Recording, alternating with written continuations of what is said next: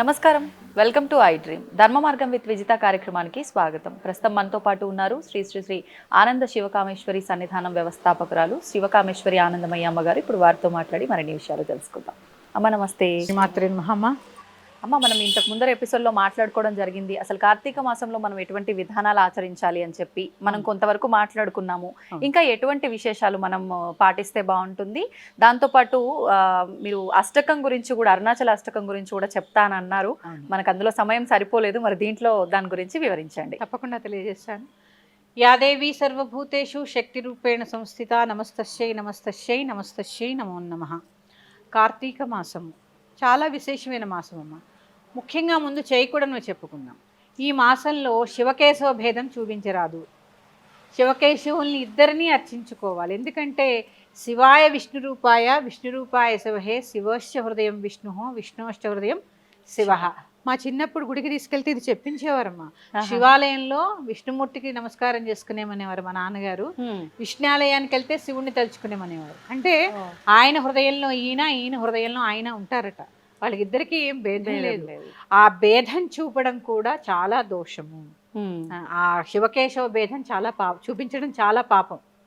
అంటే పుట్టగతులు ఉండవు అనమాట. ఒక రకంగా చెప్పాలి అంటే శివకేశవ భేదం ఎట్టి పరిస్థితుల్లో ఈ మాసంలో చూపరాదు. ఎందుకంటే చూడండి, ఈ మాసాన్నంతా కూడా కార్తీక దామోదరుడిని అర్చించుకుంటూ ఉంటాము. పైగా శివుడు ఈ మాసంలో కార్తీక త్రయంబకేశ్వరుడని, అలాగే విష్ణువు కార్తీక దామోదరుడని పిలుస్తూ ఉంటాం.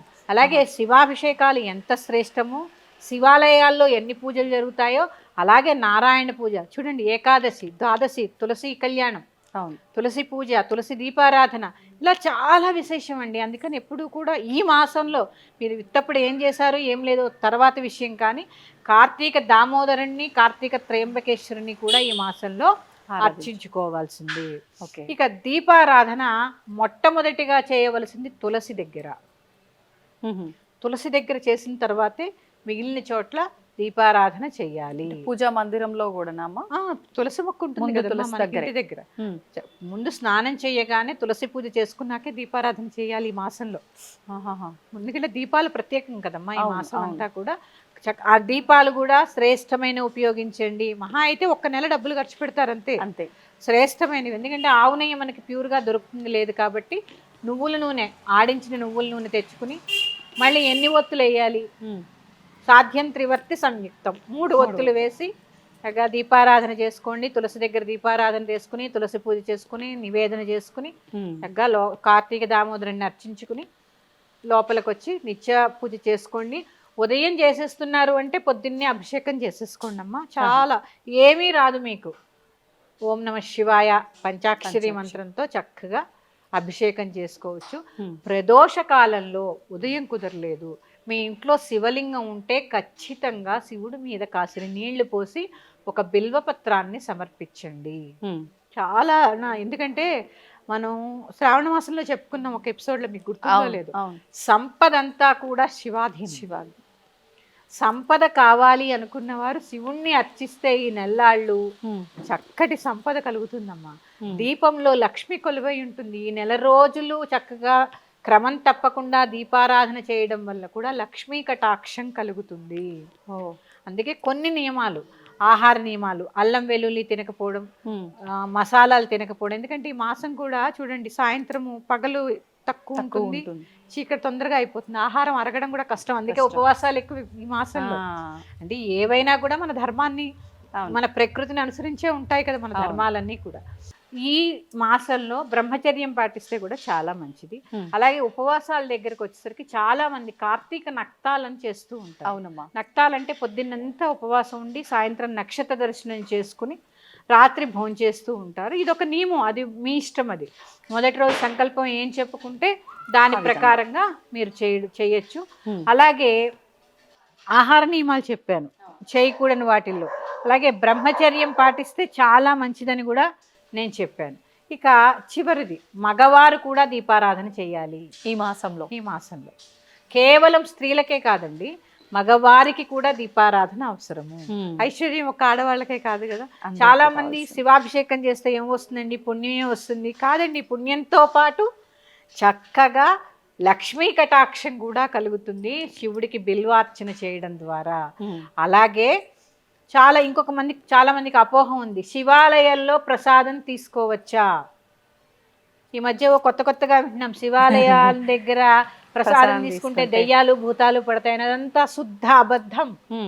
చక్కగా తీసుకోండి. కానీ ఈ చండీశ్వరుడికి కోపం వస్తుంది మనం శివాలయం నుంచి ప్రసాదం తీసుకొని వస్తే అని అంటూ ఉంటారు కదా. అందుకే ఒక కొబ్బరికాయ కొట్టామనుకోమ్మా, ఓ చెక్క చండీశ్వరుడికి పెట్టాలి, ఓ చెక్క మనం తెచ్చుకోవాలి. ఓకే, ఒక చెక్క అక్కడ పెట్టి మొత్తం తెచ్చుకోవద్దు. అవును, ఒక చెక్క అక్కడ పెట్టి ఒక చెక్క మనం తెచ్చుకోవాలి. అంతే తప్ప దెయ్యాలు భూతాలు ఏమీ పెట్టవు. తీర్థం ఇస్తే తీసుకోండి.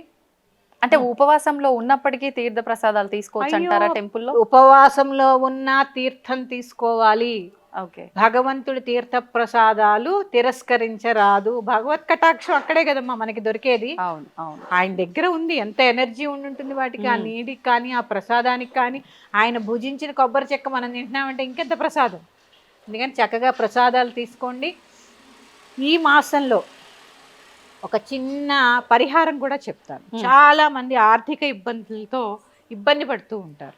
అలాంటి వారు ఈ 30 రోజులు ప్రదోష కాలంలో శివాభిషేకం చేసుకుని బిల్వ వృక్షం కింద కూర్చుని శ్రీ సూక్త పారాయణ చేయడం ద్వారా పరిపూర్ణమైనటువంటి లక్ష్మీ కటాక్షం లభిస్తుంది, సంపద కలుగుతుంది.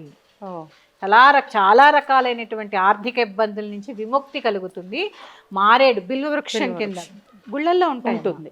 ఇప్పుడు కూడా ఇంట్లో కూడా పెంచుకుంటున్నారు. ఒక వృక్షం ఉంటే చాలు, దాని కింద కూర్చొని దాని పక్కనైనా కూర్చుని చక్కగా శ్రీ సూక్త పారాయణ చేయడం చాలా శ్రేష్టం.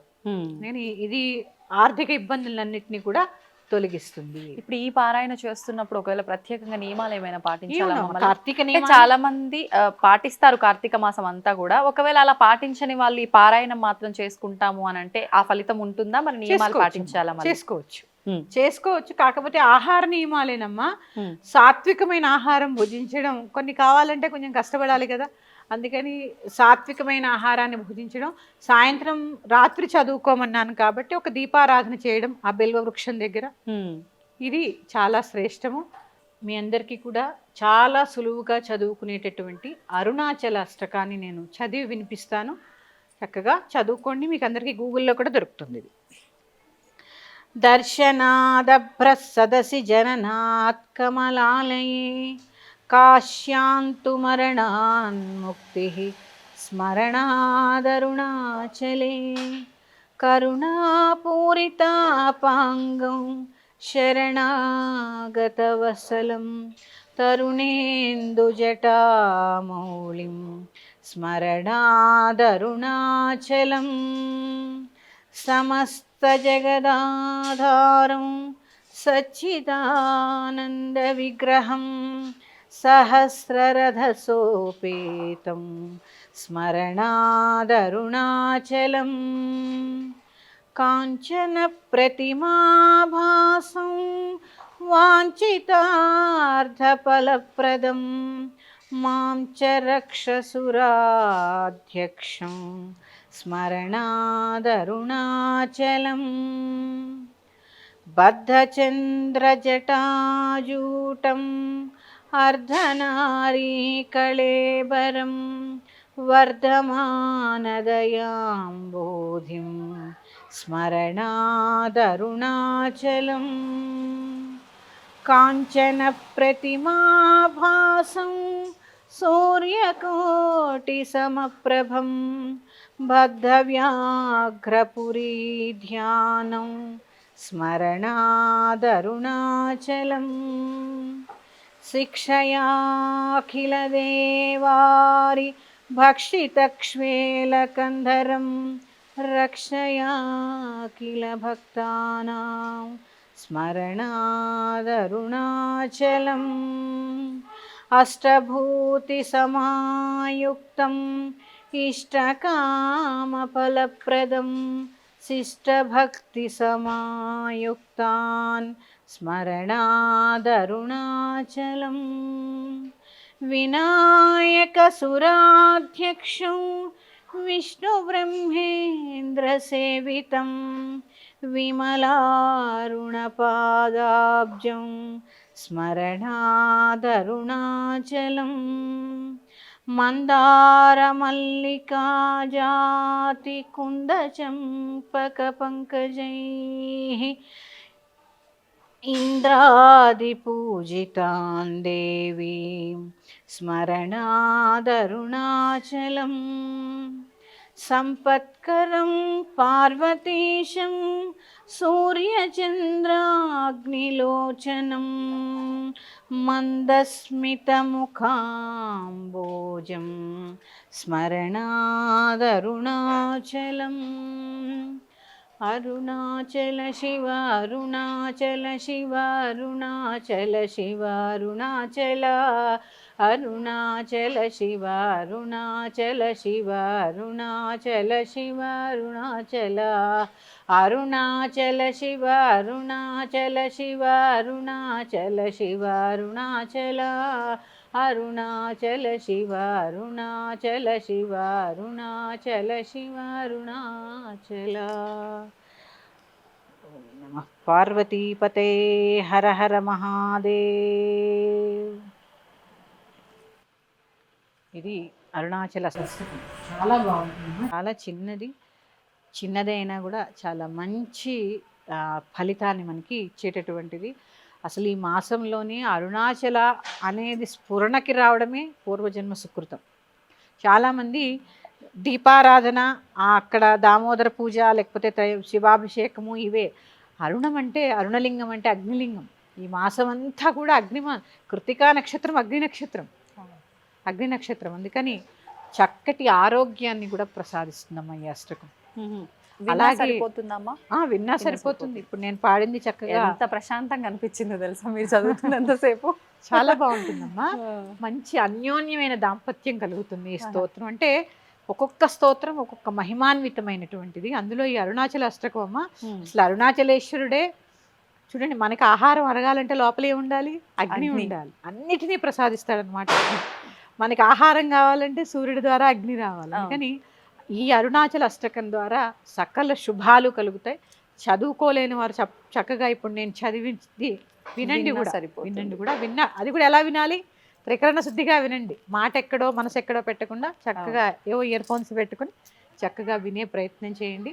అలాగే బిల్వ వృక్షం కింద శ్రీ సూక్త పారాయణ కూడా చాలా శ్రేష్టమైనటువంటి ఫలితాన్ని కలగజేస్తుంది. అయితే ముఖ్యంగా కార్తీక మాసం అనగానే ఇదంతా కూడా ఆధ్యాత్మికానికి సంబంధించిన ఒక మాసంగా మనం విశేషంగా చెప్పుకుంటాం. మరి అసలు ఈ మాసం యొక్క ప్రత్యేకత ఏంటి, మాసం అంతా ఆచరించాల్సిన విధానాలు ఏంటో తెలియజేయండి. తప్పకుండా తెలియజేస్తాను. యా దేవీ సర్వభూతేషు కాంతి రూపేణ సంస్థిత నమస్తస్యై నమస్తస్యై నమస్తస్యై నమో నమః. ఐ డ్రీమ్ ఛానల్ వీక్షిస్తున్న ప్రేక్షకులందరికీ కూడా కార్తీక మాస శుభాకాంక్షలు. కార్తీక మాసము కార్తీకంలోనే ఉంది. కార్తీకము అంటే కృత్తికా నక్షత్రము చంద్రుడికి దగ్గరగా ఉన్నప్పుడు వచ్చేటటువంటి మాసాన్ని కార్తీక మాసము అంటారు. ఈ కార్తీక మాసంలో చాలా శ్రేష్టమైనవి స్నానములు, దీపారాధన, అలాగే తులసి పూజ, ఉపవాసాలు. ఒకటేంటి, చాలా విశేషాలు ఈ కార్తీక మాసంలో ఉన్నాయి. ఒక్కొక్కటిగా తెలుసుకునే ప్రయత్నం చేద్దాం. ముందుగా స్నానం. ప్రదోషకాలం నుంచి అంటే దగ్గర 3:30 నుంచి 5:30 లోపల స్నానాది కార్యక్రమాలు ఖచ్చితంగా పూర్తి చేసుకుని తీరాలి. అందుకే దీపావళి నాడు చూడండి, అభ్యంగన స్నానం కూడా ప్రదోషకాలంలో జరగాలని చెప్తారు. ఎందుకంటే ఈ మాసం అంతా కూడా తిలలలో లక్ష్మీదేవి, జలంలో గంగాదేవి నివాసం ఉంటారు. అందుకే స్నానానికి అంత ప్రత్యేకత. మనం ప్రత్యేకించి గంగానది దాకా వెళ్లాల్సిన పని లేదు. మామూలుగా నిత్య స్నానం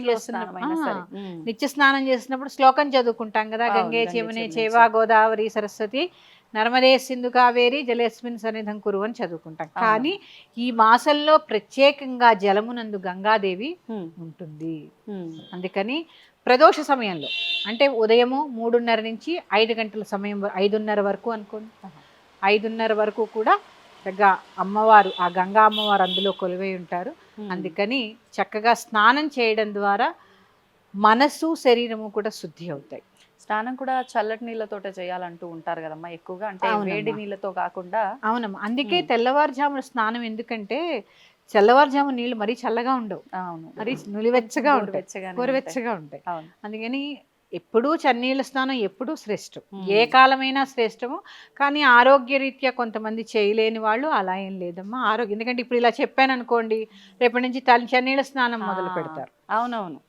ముఖ్యంగా స్త్రీలకి ఈ మాసంలో చెప్పేటటువంటి సూచన, మొదటి రోజు అంటే బుధవారం నుంచి కార్తీక మాసం మొదలైంది కాబట్టి బుధవారం రోజు చక్కగా తల మీద నుంచి స్నానం చేసుకుని మళ్ళీ సోమవారం కానీ పౌర్ణమి ఇలాంటి తిథుల్లో మాత్రమే చేయండి తప్ప కంఠ స్నానం స్త్రీలకి చాలు. తలమించి చేయవలసిన పని లేదు. కార్తీక సోమవారం కూడా పసుపు రాసుకుని మీకు ఓపిక లేకపోతే స్నానం చేస్తే తల స్నానం చేసినంత ఫలితం స్త్రీలకు ప్రత్యేకంగా. కంఠ స్నానం చాలు స్త్రీలకు కూడా. నదీ స్నానానికి వెళ్ళినప్పుడు చక్కగా దానికి నియమాలు పాటించాలి కాబట్టి భార్యాభర్తలు కలిసి వెళ్ళడము, సంకల్పం చెప్పుకోవడము, అక్కడ కూడా పసుపు రాసుకునే నదిలో స్నానం చేయాలి. ఎందుకనమ్మా పసుపు ఎందుకు రాసుకోవాలి అసలు మొహానికి? పసుపు అంటే అమ్మా అసలు శుద్ధి కదా. పసుపు మామూలుగానే ఎలాగా యాంటీబయాటిక్. చూడండి, ఏదైనా కొంచెం ఇలా ఏదైనా మనకు తెలియని మైలా ఏదైనా జరిగిన పసుపు నీళ్ళు చల్లండి అంటారు. అంటే శుద్ధి. అక్కడ ఏంటి, ఆ ప్రాంతం అంతా పసుపు వల్ల శుద్ధి. అంటే పసుపు ఎలా ఉద్భవించింది అంటే నందీశ్వరుడి కొమ్ము నుంచి ఉద్భవించింది అని చెప్తూ ఉంటారు. పసుపు కొమ్ము నందీశ్వరుడు ఆ కొమ్ము అని అందుకే అంటారు దాన్ని. అందుకని అదంతా ఒక కథ ఉంది, తర్వాత చెప్పుకునే ప్రయత్నం చేద్దాం. పసుపు ప్యూరిటీ.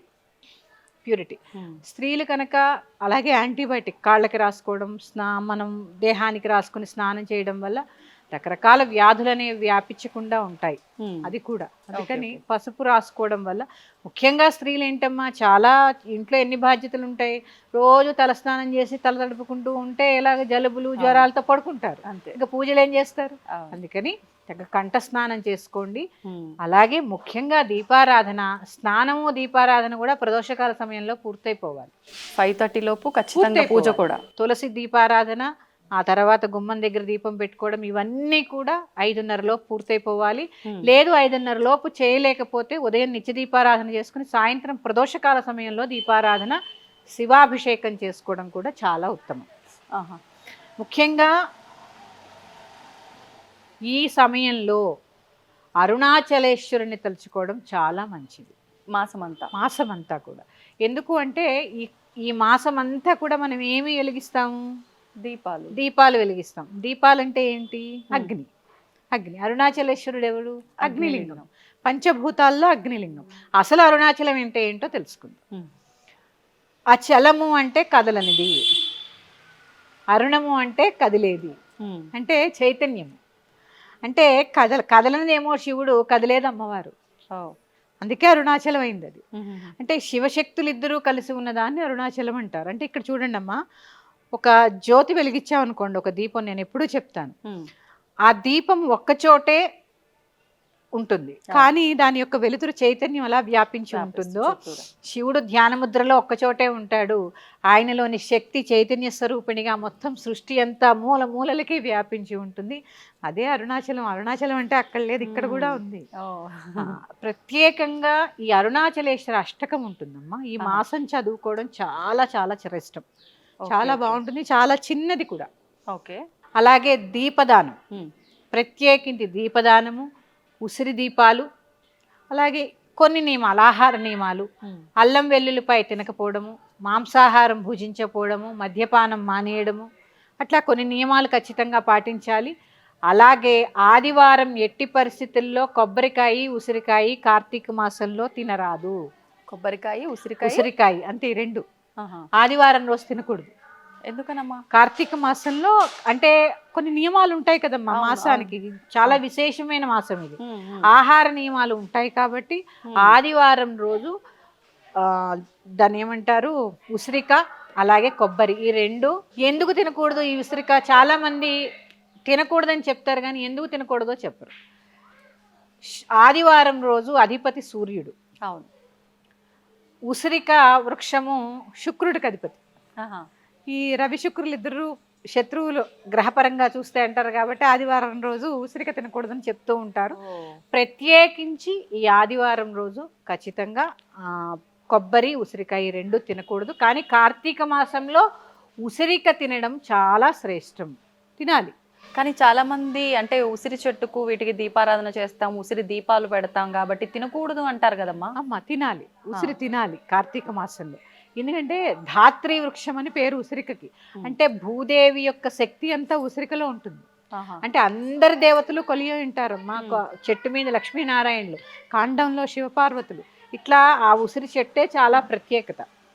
ఒక్క కారం తప్ప అన్ని రుచులు ఉంటాయి ఉసిరికాయలు. అవును, తీపి, వగరు, పులుపు అన్నీ ఉంటాయి. షడ్రుచుల్లో కారం తప్ప అన్ని రుచులు కలిపి ఉన్నది చేదు కూడా ఉంటుంది. అది ఉసిరికాయ యొక్క గొప్పతనం.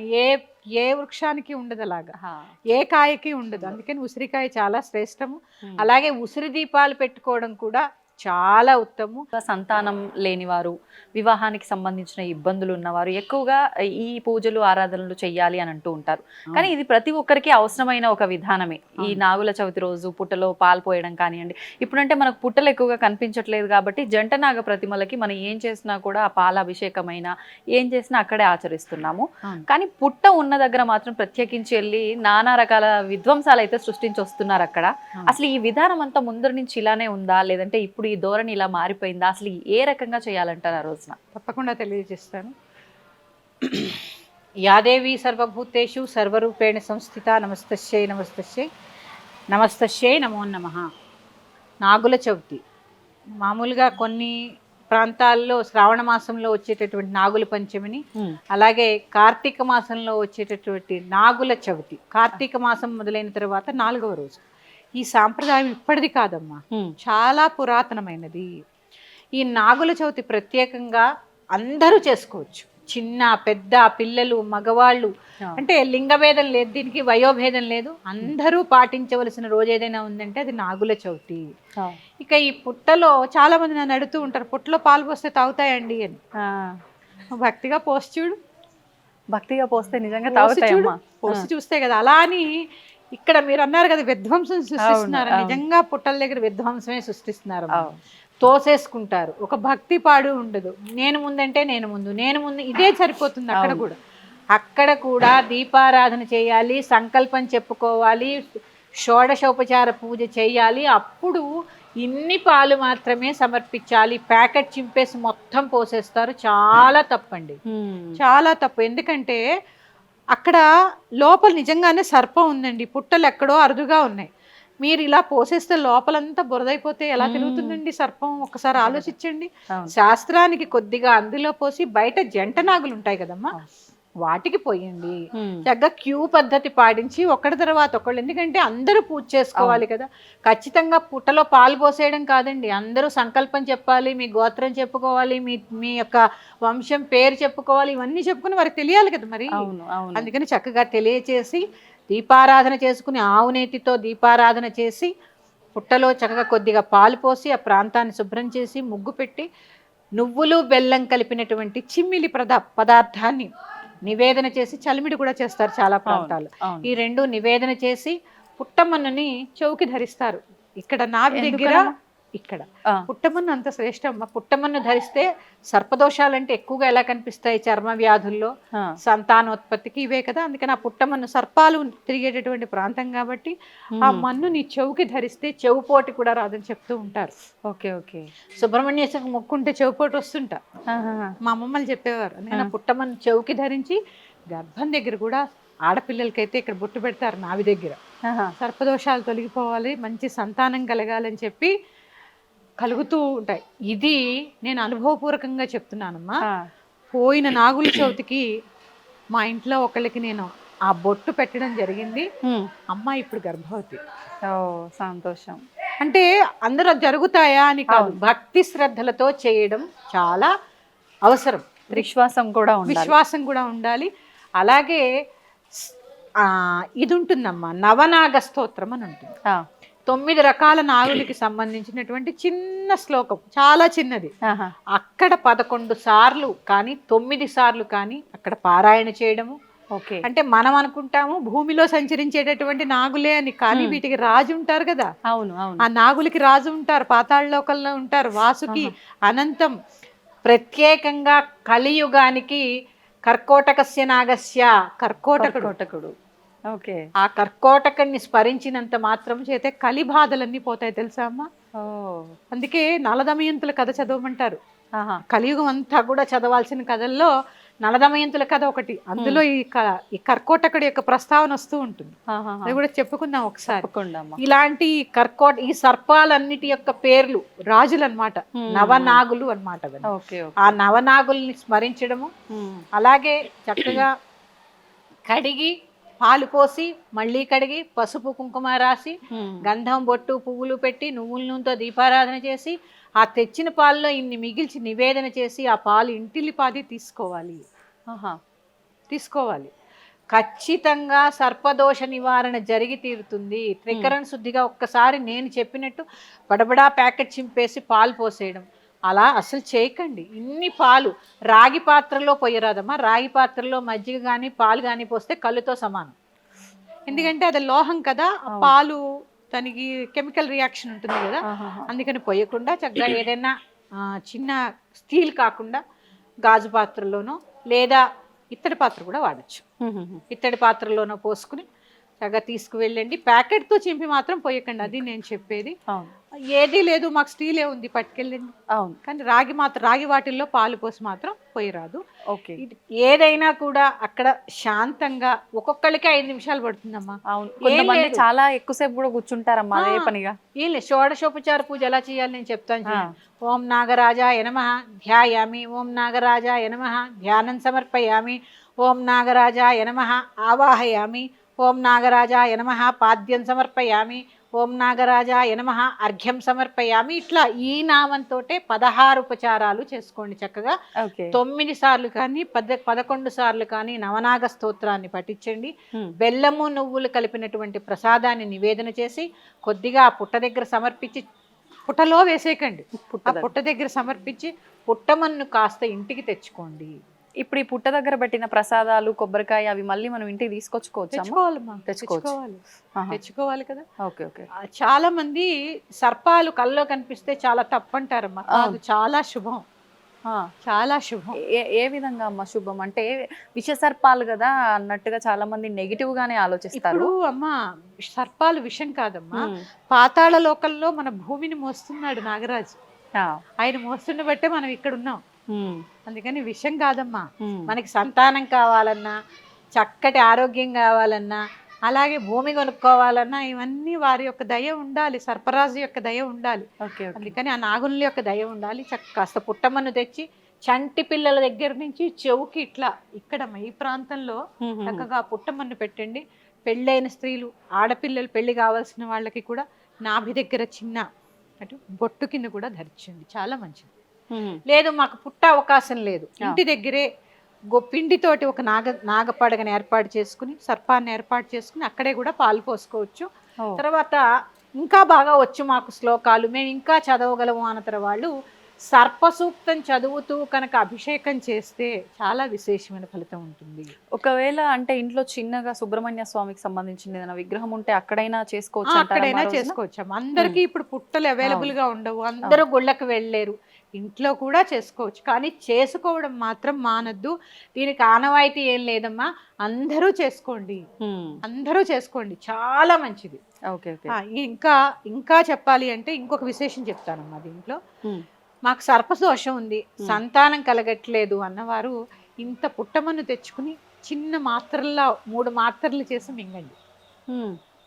శుభ్రమైన మట్టిని తెచ్చుకుని 2 మాత్రలు చేసి మింగండి అవి ఆ పుట్టమన్నుని.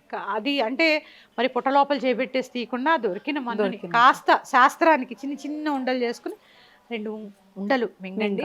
పుట్ట దగ్గర ఎట్టి పరిస్థితుల్లో క్రాకర్స్ కాల్చద్దు. ఎందుకంటే అమ్మా వాటికి వేడి అన్నా అగ్ని అన్నా చప్పుడన్నా చాలా భయం జంతువులకి కదా, అందుకని అలాంటి పనులు చేయకండి. కొంతమంది గుడ్లు పోసేస్తూ ఉంటారు. ఇప్పుడు నేను చెప్పాను కార్తీక మాసం అంటేనే సాత్వికమైన ఆరాధన, సాత్వికమైన భోజనం. మళ్ళీ కోడిగుడ్లు ఎందుకమ్మా వాటికి? అందులోనూ టెంపుల్లో ఉన్న పుట్టల దగ్గర కూడా గుడ్లు మోసుకొని పోతారు. ఇది ఇక్కడ అదో పెద్ద అఘాయిత్యం అనే చెప్పాలి. మీ ధైర్యానికి మెచ్చుకోవాలి. దేవాలయాల్లోకి గుడ్లు తీసుకెళ్తున్న మీ ధైర్యానికి మెచ్చుకోవాలి. అందుకని గుడ్లు వేయకండి అమ్మా, చక్కగా పుట్టలో పాలు పోయమని చెప్పారు కానీ గుడ్లు పోయమని చెప్పలేదు మిమ్మల్ని. ఆ రోజున ఉపవాసం కూడా ఉండాలమ్మా? ఉంటారు. తరిగిన కూర తినకూడదు ఆ రోజు. ఉపవాసం ఉండలేని వాళ్ళు చాకుతో కోసినటువంటి పదార్థాలని తినకూడదు.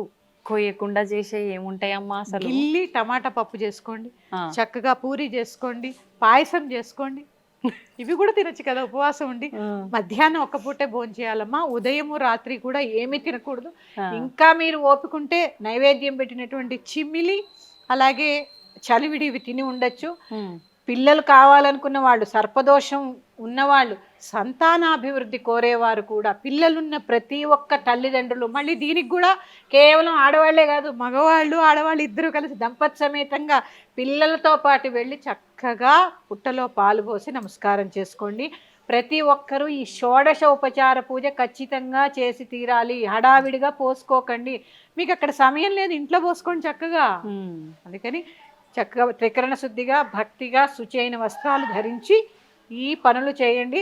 తప్పక ఆ సుబ్రహ్మణ్యేశ్వరుడి యొక్క దయ మీకు లభిస్తుంది. అమ్మ, కార్తీక మాస స్నానం గురించి, దాని విశిష్టత గురించి ఒకసారి చెప్పండి. కార్తీక మాసం అనగానే మొట్టమొదటి గుర్తొచ్చేది స్నానాలు. కార్తీక స్నానాలు ఏమిటి స్నానాలకు అంత ప్రత్యేకత? ప్రత్యేకంగా ఇదేమో శీతాకాలం, చల్లగా ఉంటుంది. అవును. కార్తీక స్నానాలు ఏమో తెల్లవారుజామున చేయాలంటారు. అది కూడా చన్నీళ్లతో చేయాలంటారు. దేమిటి దీని ప్రత్యేకత అంటే అందులోనే ఆరోగ్య రహస్యం, ప్రకృతికి సంబంధించినటువంటి ప్రత్యేకత కనపడతాయి. మనం ఎప్పుడు కూడా భూమి నెమ్మదిగా చల్లారి నెమ్మదిగా వేడెక్కుతుంది కదా. అవును. నీళ్లు త్వరగా చల్లబడి త్వరగా వేడెక్కుతాయి. అవును. ఇదే మనకి తెలిసిన సిద్ధాంతం. కార్తీక మాసం అనేటప్పటికల్లా పగళ్ళు చాలా తక్కువ ఉంటాయి, రాత్రులు ఎక్కువ ఉంటాయి. వాతావరణంలో చల్లదనం ఎక్కువ ఉంటుంది. ఇటువంటి సమయంలో ఏం జరుగుతుంది అంటే ఒళ్ళు పగులుతుంది, శరీరం చర్మం పగిలిపోతుంది కదా. చర్మం పగిలింది పైకి కనపడుతోంది, కానీ లోపల ఉన్నటువంటి రక్తనాళాలు కూడా అలా బిరుసెక్కుతాయన్నది మనకు కనపడదు, కానీ జరిగే వాస్తవం అది. కనుక ఈ చర్మం, ఆ రక్తనాళాలు, శరీరారోగ్యం చక్కగా ఉండాలి అంటే సూర్యోదయానికన్నా ముందు గంటన్నర చన్నీళ్ళ స్నానం చేయమన్నారు. గంటన్నర అంటే 6:15, 6:20 ఆ ప్రాంతాల్లో సూర్యోదయం అవుతుంది శీతాకాలం. 6:40 దాకా, 6:30 దాకా కూడా ఏ సమయం ఉంది. అందుకని దానికల్లా గంటన్నర అంటే 4:30, 5 మధ్యలో అప్పుడు చెయ్యాలి. ఆ స్నానం ఎట్లా చెయ్యాలి అని చెప్పారంటే ప్రవహిస్తున్న నీళ్లల్లో, అంటే నది నీళ్లల్లో. లేదు మా ఊళ్ళో నది లేదండి, చెరువు ఉంది, చెరువు నీళ్లల్లో. చెరువు కూడా లేదండి మాకు, బావి నీళ్లతో స్నానం చేయమన్నారు. ఎందుకు వీటితో స్నానం చేయమన్నారు అంటే నేను ముందర చెప్పాను కదా, భూమి త్వరగా చల్లబడదు అని. అవును. అందుకని భూమిని ఆనుకుని ఉన్నటువంటి నీళ్లు గోరువెచ్చగా ఉంటాయి. ఆ గోరువెచ్చని నీరు మన శరీరానికి తగిలినట్టయితే మనకి ఆరోగ్యంగా ఉంటుంది. శీతాకాలం ఎవరైనా వేడి నీళ్లతో స్నానం చేస్తే చర్మం పగులుతుంది. అవును. అందుకని చలేస్తే ఏం చెప్తారు, ముందర కొంచెం వేడి నీళ్ళు పోసుకో, తర్వాత నెమ్మదిగా చన్నీళ్ళ దాకా వచ్చి నువ్వు ఆఖరి నీళ్లు పోసుకునేటప్పటికీ గోరువెచ్చని నీళ్ళు ఉండేట్టుగా చేసుకుంటే నీ చర్మం పగలకుండా ఉంటుంది అని చెప్తారు. చర్మం పగలకుండా ఉండే ట్రిక్స్లో ఒకటిది. అవును. కనుక అటువంటి గోరువెచ్చని నీళ్లతోనే మీరు స్నానం చేయడం మొదలుపెట్టారనుకోండి, ఏమవుతుంది, ఈ చర్మము బాగుంటుంది. తర్వాత మన శరీరానికి ఎంతటి ఉష్ణోగ్రత కావాలో అంతటి ఉష్ణోగ్రత ఆ నీళ్ళు ఇస్తాయి. మీరు ఎప్పుడన్నా గమనించినట్టయితే నదుల్లో కాలు పెట్టి చూడండి, అమ్మ బాబోయ్ చలి అని అనుకుంటాం, కానీ చూసే వరకే. ఒక్కసారి ఇంత చలిలోనూ వెళ్ళి నది నీళ్లలో చేయి పెడితే గోరువెచ్చగా హాయిగా అనిపిస్తాయి. మన శరీరానికి, మన శరీర ఉష్ణోగ్రత ఎంత ఉంటుందో అంతటి ఉష్ణోగ్రత ఉంటుంది. కనుక ఆ సమయంలో స్నానం చేయమన్నారు. అంతేకాకుండా దీనికి మన వాళ్ళు పెద్దలు ఏం చెప్పారంటే అగ్నిదేవుడు వరుణుడితో కలిసి ఉంటాడు అన్నారు. అంటే మనకు అర్థం కావడం కోసం, అంటే గోరువెచ్చగా నీళ్లు ఉంటాయని చెప్పడం. కనుక అగ్ని స్పర్శ మనకి వేడిని కలిగిస్తుంది నీళ్ల ద్వారా. ఆ మాట అట్లా చెప్తే అర్థం కాదు కనుక అగ్నిదేవుడు ఉంటాడండి వరుణుడిలో, అగ్ని నీళ్లలో ఉంటాడా అంటే ఉంటాడనడానికి బోళ్ళు ఉదాహరణలు ఉన్నాయి మనకి. మరి పెద్ద పెద్దగా బడబాగ్ని లాంటివి సముద్రంలో వస్తున్నాయి అంటే నీళ్లల్లోంచి అగ్ని లేదు, ఉంది కదా. ఇది చాలామంది నమ్మకపోతే 1977 అనుకుంటా పెద్ద దివిసీమ ఉప్పెన అని ఒకటి వచ్చింది, మీరు మీరు పుట్టలేదు కనుక మీకు తెలియదు, చరిత్ర చదవండి. అప్పుడు అక్కడ ఉన్నటువంటి వాళ్ళు, ఆ పైన ఇళ్లల్లో ఉన్నటువంటి వాళ్ళు వేట అంటే సముద్రంలో చేపలు పట్టడానికి వెళ్ళడాన్నే వేట అంటారు మన వాళ్ళు. వేటకెళ్ళిన వాళ్ళు చూసారట 2 తాళ్ల ఎత్తు ఉన్నటువంటి మంటలు సముద్రంలోంచి రావడం. తాళ్ళు అంటే తాడి చెట్టు, మన వాళ్ళ లెక్క 2 తాళ్ళు అంటే దరిదాపుల్లో 2 మైలున్నర ఎత్తున్నటువంటి అలలు, ఆ అలల మధ్య అంత ఎత్తుగా ఉన్నట్టు మంటలు చూసామని చెప్పారు. కనుక నీళ్లల్లో అగ్ని ఉంటుందన్న దాంట్లో అనుమానం ఏం లేదు. ఉంది కనుకే మనం ఇవాళ నీళ్లతో దీపాలు వెలిగించుకుంటున్నాం కదా. హీటర్లు కూడా పెట్టుకుంటున్నాం నీళ్లతో, అంటే విద్యుత్ శక్తి నీళ్ల నుంచి వచ్చిందే కదా. కనుక అందులో ఉన్నటువంటి ఆ శక్తి మన శరీరానికి నేరుగా తగిలి మనకి ఎంతటి వేడి కావాలో అంతటి వేడినిచ్చి చలి బాధ నుండి మనని రక్షిస్తుంది తెల్లవారుజామున స్నానం చేస్తే.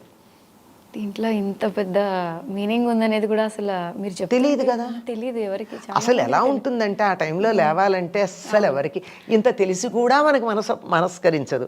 దుప్పటి ఇంకొక ఇట్లా కప్పుకుని ఇంకో నిమిషం గట్టిగా పడుకుందాం అనిపిస్తుంది తప్ప లేవాలనిపించదు. అటువంటిది ఆ సమయంలో స్నానం చెయ్యాలి అని, ఎందుకంటే అది బ్రహ్మ ముహూర్తం. ఆ సమయంలో గనక లేచినట్టయితే ఎవరికైనా సరే ఎటువంటి ఇతర ప్రభావాలు లేకుండా మనసు స్వచ్ఛంగా పనిచేస్తుంది బ్రహ్మ ముహూర్తంలో లేస్తే. ఎందుకంటే ఇప్పుడు మీరు ప్రపంచంలో అత్యున్నత స్థానంలో ఉన్న వాళ్ళ యొక్క రొటీన్ గురించి అడిగితే వాళ్ళందరూ మేము తెల్లారున 3:30, 4కి లేచి మా పనులు చేసుకుంటామని చెప్తారు. వాళ్ళని అడిగి చూడండి. మొదటి సమర్థవంతులా ఏదో అంటారు, అలాంటి 5గురి యొక్క ఇంటర్వ్యూ చేస్తే వాళ్ళందరూ చెప్పిన మాట అదే. మీ అసలైనటువంటి పాలసీ మేకింగ్ అదంతా ఎప్పుడు చేస్తారంటే తెల్లారుజామునని చెప్పారు. అందుకే మనకు పూర్వంలో కూడా ఏం చెప్పేవారంటే పొద్దున్న లేచి చదువుకోండి, చదువు బాగా వస్తుంది, తెల్లారుజామున లేవండి, చదవండి అని. ఆ సమయంలో ఏం చేసినా బాగుంటుందండి, నిద్రపోయినా కూడా బాగుంటుంది. ఇది మనకి నిద్రపోతేనే బాగుంటుంది, అదొకటే తెలిసింది, అదే తెలుసు. కనుక ఆ సమయంలో లేచి ఆ నదీ స్నానం చేసి ఇంటికి వచ్చి అప్పుడు తులసిలో నీళ్లు పోసి కార్తీక దామోదరుడికి నమస్కారం చేసుకుని దీపం పెడతాం. తెల్లారుజామున విష్ణువుకు సంబంధించింది అనుకున్నాం కదా, ఆయన నిద్రించేటటువంటి సమయమే కదా, ఇంకా యోగ నిద్రలో ఉన్నటువంటిది. కనుక కార్తీక స్నానాలకి ఇంత రహస్యం ఇమిడి ఉంది. కార్తీక మాసంలో తెల్లవారుజామున స్నానం చేయడం. ఇప్పుడు వెంటనే ఒక సమస్య వస్తుంది, మాకు నది లేదు, చెరువు లేదు, బావి కూడా లేదు, మరి ఎట్లా చేయాలి మేము కార్తీక స్నానం? కొంచెం కష్టం అయిపోతుంది. కొంచెం అసలు పూర్తి కష్టమే కదా. వాళ్ళు లెక్క ప్రకారం చెయ్యాలి అంటే, అన్ని నియమాల ప్రకారం చేయాలంటే ఏమీ లేవు. అయితే స్నానం మానేస్తామా? కాదు. దానికి ఒక మంచి మార్గం చెప్పారు.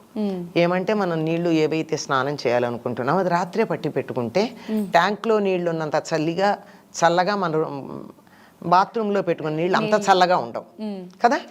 ఆ నీళ్లలో కొద్ది వేడి నీళ్లు కలిపి, ఎక్కువ కాదు, ఎంత గోరువెచ్చ, అంటే మన శరీర టెంపరేచర్, మనం దుప్పటి కప్పుకుని లేస్తే మన ఒళ్ళు ఏమాత్రం వేడిగా ఉంటుందో అంత వేడిగా ఉంటే చాలా, అంతకన్నా ఎక్కువ అక్కర్లా. అలా చేయొచ్చు. ఆ నులివెచ్చగా ఉండి, అంటే కొద్ది వేడిగా ఉండి ఆ నీళ్లలో ఇలా చేత్తో 3 సార్లు ఇలా కదిపితే నీళ్లు కదులుతాయి, అలలు వచ్చినట్టు వస్తాయి, ఒక సుడిగుండం లాగా. అప్పుడు నీళ్లు కదిలి వాటిల్లో యాక్టివిటీ వచ్చి యాక్టివేట్ అయ్యి అక్కడ ఉన్నటువంటి జలకణాలన్నీ చైతన్యవంతమయ్యి మనకి నది నీటిలో స్నానం చేసినటువంటి ఫలితాన్ని ఇస్తాయి. అందుకని ఆ విధంగా చేయొచ్చు. ఓకే, అసలు కార్తీక మాసంలో స్నానాలు అనేది చాలా ప్రత్యేకత ఉంటుంది. సిటీల్లో ఉన్న వాళ్ళకి ఈ ప్రాబ్లమ్స్ చాలా ఉంటాయి. ఇప్పుడు మీరు చెప్పినట్టు మనకి చెరువులు లేవు, కాలువలు లేవు అని. బట్ చాలా సింపుల్గా ఒక టెక్నిక్ చెప్పేస్తారు మీరు అందరికీ. అంతే. ఇప్పుడు ఇది మన దగ్గరే కాదమ్మా, దీన్ని అన్ని దేశాల వాళ్ళు ఫాలో అవుతారు. ఇప్పుడు అన్ని దేశాలు, ఇప్పుడు చూడండి పెద్ద పెద్ద స్పాలు అవి ఉండే 5 స్టార్ హోటల్స్ ఉంటాయి కదా, వాటిల్లో వెళ్ళి వీళ్ళు స్విమ్మింగ్ కోసం పెడతారు కదా, చిన్న ఇవి ఉంటాయి పాండ్స్, స్విమ్మింగ్ ఏమంటారు వాటిని, స్విమ్మింగ్ పూల్స్. ఆ పూల్స్ లో ప్రత్యేకంగా ఒక ఏర్పాటు చేస్తారు, అలలు ఇలా కొట్టుకునేటట్టు కదా. అవును, ఎందుకంటే నది నీటిలో స్నానం చేస్తే వచ్చేటువంటి శక్తి రావాలి అంటే ఒట్టి నీళ్లలో చేసిన దానికల్లా నీళ్లు కొడుతూ ఉంటే వచ్చే శక్తి ఎక్కువ అనమాట. ఇదే టెక్నిక్. అంటే ప్రతి దాంట్లో ఒక మీనింగ్ ఉంటుంది కదమ్మా. అంటే శాస్త్రం, నీళ్లు కొట్టుకుంటే మన శరీరానికి బలం కలుగుతుంది. ఇప్పుడు మీరు నది నీళ్ళల్లో స్నానం చేస్తే ఎంత శక్తి వచ్చి ఒక్కసారి నీరసపడిపోతాం. నీరసపడిపోయామంటే మనలో ఉన్న శక్తి పోయిందని కాదు, ఒక్కసారి శక్తి అంతా కూడా ఒక్క చోటకి చేరుతూ ఉంటుంది. శక్తి తర్వాత ఎంత బలంగా ఉంటుంది, ఎంత ఆరోగ్యంగా ఉంటుంది. అవును. సరే, అందుకే షవర్ లాంటివి పెట్టుకుని కొద్దిగా మనం దరిదాపుల్లో అంటే 1000 వంతు అయినా సరే ఆ ఫలితం రావాలని ప్రయత్నం చేస్తాం మనం. అయితే మనకు కార్తీక మాసం, ముఖ్యంగా కార్తీక మాసం అనేసరికి చాలా మంది ఈ నెలంతా కూడా నిష్టగా చాలా రకాల విధానాలు ఆచరించేవారు ఉంటారు. అసలు నిజంగా ఆచరించాల్సిన విధి విధానాలు ఏంటి? మనం అంటే కొన్ని కొన్ని ప్రాంతీయ ఆచారాన్ని బట్టి పాటిస్తూ ఉంటాము, కొన్ని ఎవరికి వాళ్ళు సంకల్పం చెప్పుకొని పాటిస్తూ ఉంటారు. అసలు నిజంగా శాస్త్ర ప్రకారంగా ఈ కార్తీక మాసం యొక్క విశిష్టత ఏంటి? కొంతమంది అంటే ఖచ్చితంగా ఈ పని మాత్రమే చేయాలి ఈ మాసంలో, ఈ పని చేయకూడదు ఇలా చెప్తూ ఉంటారు. అసలు ఆచరించాల్సిన విధి విధానాలు ఏంటి? ఆచరించకూడని విధి విధానాలు ఏంటో తెలియజేయండి. ఓకే అమ్మా. ముందుగా కార్తీక మాసం అంటే అన్ని మాసాలలోకెల్లా కార్తీక మాసానికి చాలా విశిష్టత ఉంది. శివకేశవుల మాసంగా మనం పరిగణిస్తాం. అవును. అంటే ఉదయం సమయం అంతా విష్ణువుకి, సాయంత్రం అంతా శివుడికి. ఓహో, అంటే డేలో రెండు రెండు రకాలుగా విధాలుగా పూజలు ఉంటాయి. రెండు విధాలుగా పూజలు ఖచ్చితంగా చేసుకోవాలి. కార్తీక మాసాన్ని ఆచరించే ప్రతి ఒక్కరు కూడా ఉదయం బ్రహ్మముహూర్తంలో లేచి విష్ణు ఆరాధన చేస్తారు. సాయంత్రం ప్రదోష టైంలో శివ ఆరాధన చేస్తారు. కార్తీక మాసానికి మొత్తం అధిపతి దేవత రాధాదేవి. రాధాదేవికి సంబంధించిన మాసం. రాధాదేవి అంటే సాక్షాత్తు అంబిక యొక్క అంశ, అమ్మవారి యొక్క అంశ. ముందుగా మనం కార్తీక మాసంలో చేయకూడనివి తెలుసుకుందాం. ఓకే. చేయకూడనివి ఏంటి అంటే అబద్ధాలు చెప్పకూడదు. ముందుగా మాంసాహారం తినకూడదు. ఓకే. ఎవరిని హింసించకూడదు, దూషించకూడదు. దైవారాధనలోనే గడపాలి. మనకి డేలో ఎక్కువ సమయం దైవారాధనలోనే గడపాలి. అంటే ఇప్పుడున్న బిజీ షెడ్యూల్లో మనం దైవారాధనలో ఉండలేము, ఎక్కువ టైం దేవుడికి టైం స్పెండ్ చేయలేము, కేటాయించలేము. కాబట్టి మనకి రెండు విధాలుగా అంటే ఉదయం పూట విష్ణువుకి, సాయంత్రం పూట శివుడికి అని విభజించారు. చాలా మంది కార్తీక మాస దీక్ష కూడా చేస్తారు. ఏ రకంగా? ఏ రకంగా అనంటే కార్తీక మాసం మనకి దీపావళి ముందు నుండే మొదలవుతుంది. అవును. దీపావళి పాడ్యమి నుండి పూర్తిగా స్టార్ట్ అయిపోతుంది. మనం ధనత్రయోదశి నుండి చేసుకుంటూ వస్తాము. దీపావళి పాడ్యం నుండి స్టార్ట్ అవుతుంది.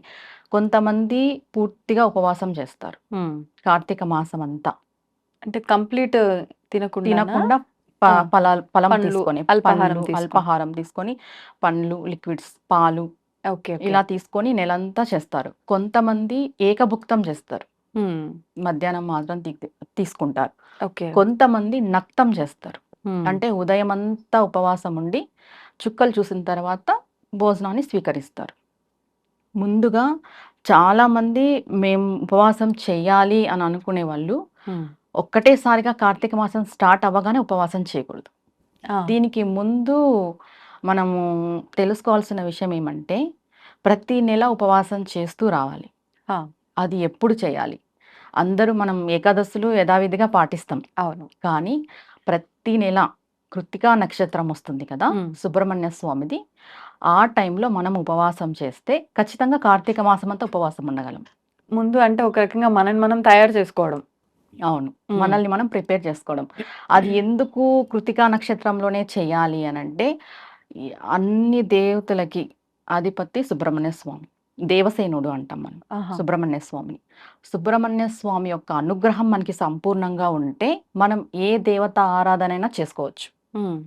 కార్తీక మాసంలో మనం ఉపవాసం పూర్తిగా నెలంతా ఉపవాసం ఉండాలి అంటే ఖచ్చితంగా సంవత్సరంలో వచ్చే ప్రతి నెలలో కృత్తికా నక్షత్రంలో ఉపవాసం చేయాలి. ఆ అనుగ్రహంతో మనం ఈ కార్తీక మాసం అంతా ఉపవాసం ఉండొచ్చు. ఓకే, ఇది ఒకటి. దీని తర్వాత మనం శివారాధన చేస్తాం, విష్ణు ఆరాధన చేస్తాం. విష్ణు ఆరాధనలో ఏం చేయాలి? ఉదయం పూట మనం 3:30కి 3:30కి బ్రహ్మముహూర్తంలో నిద్ర లేచేసి స్నానాధికాలు అన్నీ పూర్తి చేసుకొని మనకి సూర్యోదయం ఇంకా అవుతుంది అనే ముందు 45 నిమిషాల లోపే తులసి కోట దగ్గర దీపం పెట్టుకోవాలి. నిత్య పూజ చేసుకోవాలి. ఇది ఉదయానికి సంబంధించింది. సాయంత్రం శివారాధన ఎలా చేయాలి అంటే ప్రదోష టైం స్టార్ట్ అవ్వగానే ఆ సమయంలో మనం సంకల్పం చేసుకొని శివుడికి అభిషేకము, బిల్వాష్టకము, మెయిన్గా ఈ మాసంలో బిల్వం బాగా ఉపయోగించాలి ప్రతినిత్యం కూడా. ప్రతినిత్యం కూడా. ఓకే. ఉదయం విష్ణువుకి తులసిని ఎలా మనం ఉపయోగించుకుంటామో అవును. సాయంత్రం శివుడికి బిల్వ పత్రాన్ని అలా ఉపయోగించాలి. హా. కార్తీక మాసంలో వచ్చే ప్రతి తిథి కూడా చాలా విశేషమైనది. కానీ పురాణాల ప్రకారం ఏం చెప్తారు అంటే కార్తీక మాసము పౌర్ణానికి అయిపోతుంది అంటారు. పౌర్ణానికి కార్తీక 15 రోజులే. అది ఎప్పుడు మొదలవుతుంది అనేది ఎవరికి తెలియదు. ఇప్పుడు నెల అంటే మనకి 30 రోజులు. అవును. కానీ శాస్త్రాలలో కూడా మామూలు కార్తీక పురాణంలో కూడా 15 రోజులకే ఉంటుంది. పురాణం కూడా వ్యాస భగవానుడు రాసిండేది 15 రోజుల వరకే ఉంటుంది. కార్తీక పౌర్ణమికే కార్తీక మాసం అయిపోతుంది అని అంటారు. ఎందుకని అట్లా అంటే అది తెలీదు ఇంతవరకు దేనికి ఎలా అనే విషయం అయితే తెలీదు. మనకి కార్తీక పురాణంలో వ్యాస మహర్షి చెప్పబడింది కూడా కార్తీక పౌర్ణమి వరకే ఉంటుంది. మనం ఎక్స్టెండ్ చేసుకొని చెప్పుకుంటున్నాం కథలు నెలంతా. ప్రతిరోజు పురాణం చదువుతూ ఉంటాం. అట్లా కానీ 15 రోజులే చెప్పబడింది. ఓకే. అంటే ఒకవేళ దీక్ష చేయాలనుకున్న వాళ్ళు పౌర్ణమి వరకు చేసి ఆపేయొచ్చా? చేయొచ్చు. ఇప్పుడు మెయిన్ దీక్ష చేయాలి అనే వాళ్ళు సోమవారాలు చేసుకోవచ్చు. కార్తీక మాసంలో వచ్చే సోమవారాలు చేసుకోవచ్చు, శనివారాలు చేసుకోవచ్చు, ఆదివారాలు చేసుకోవచ్చు సూర్య భగవానుడికి.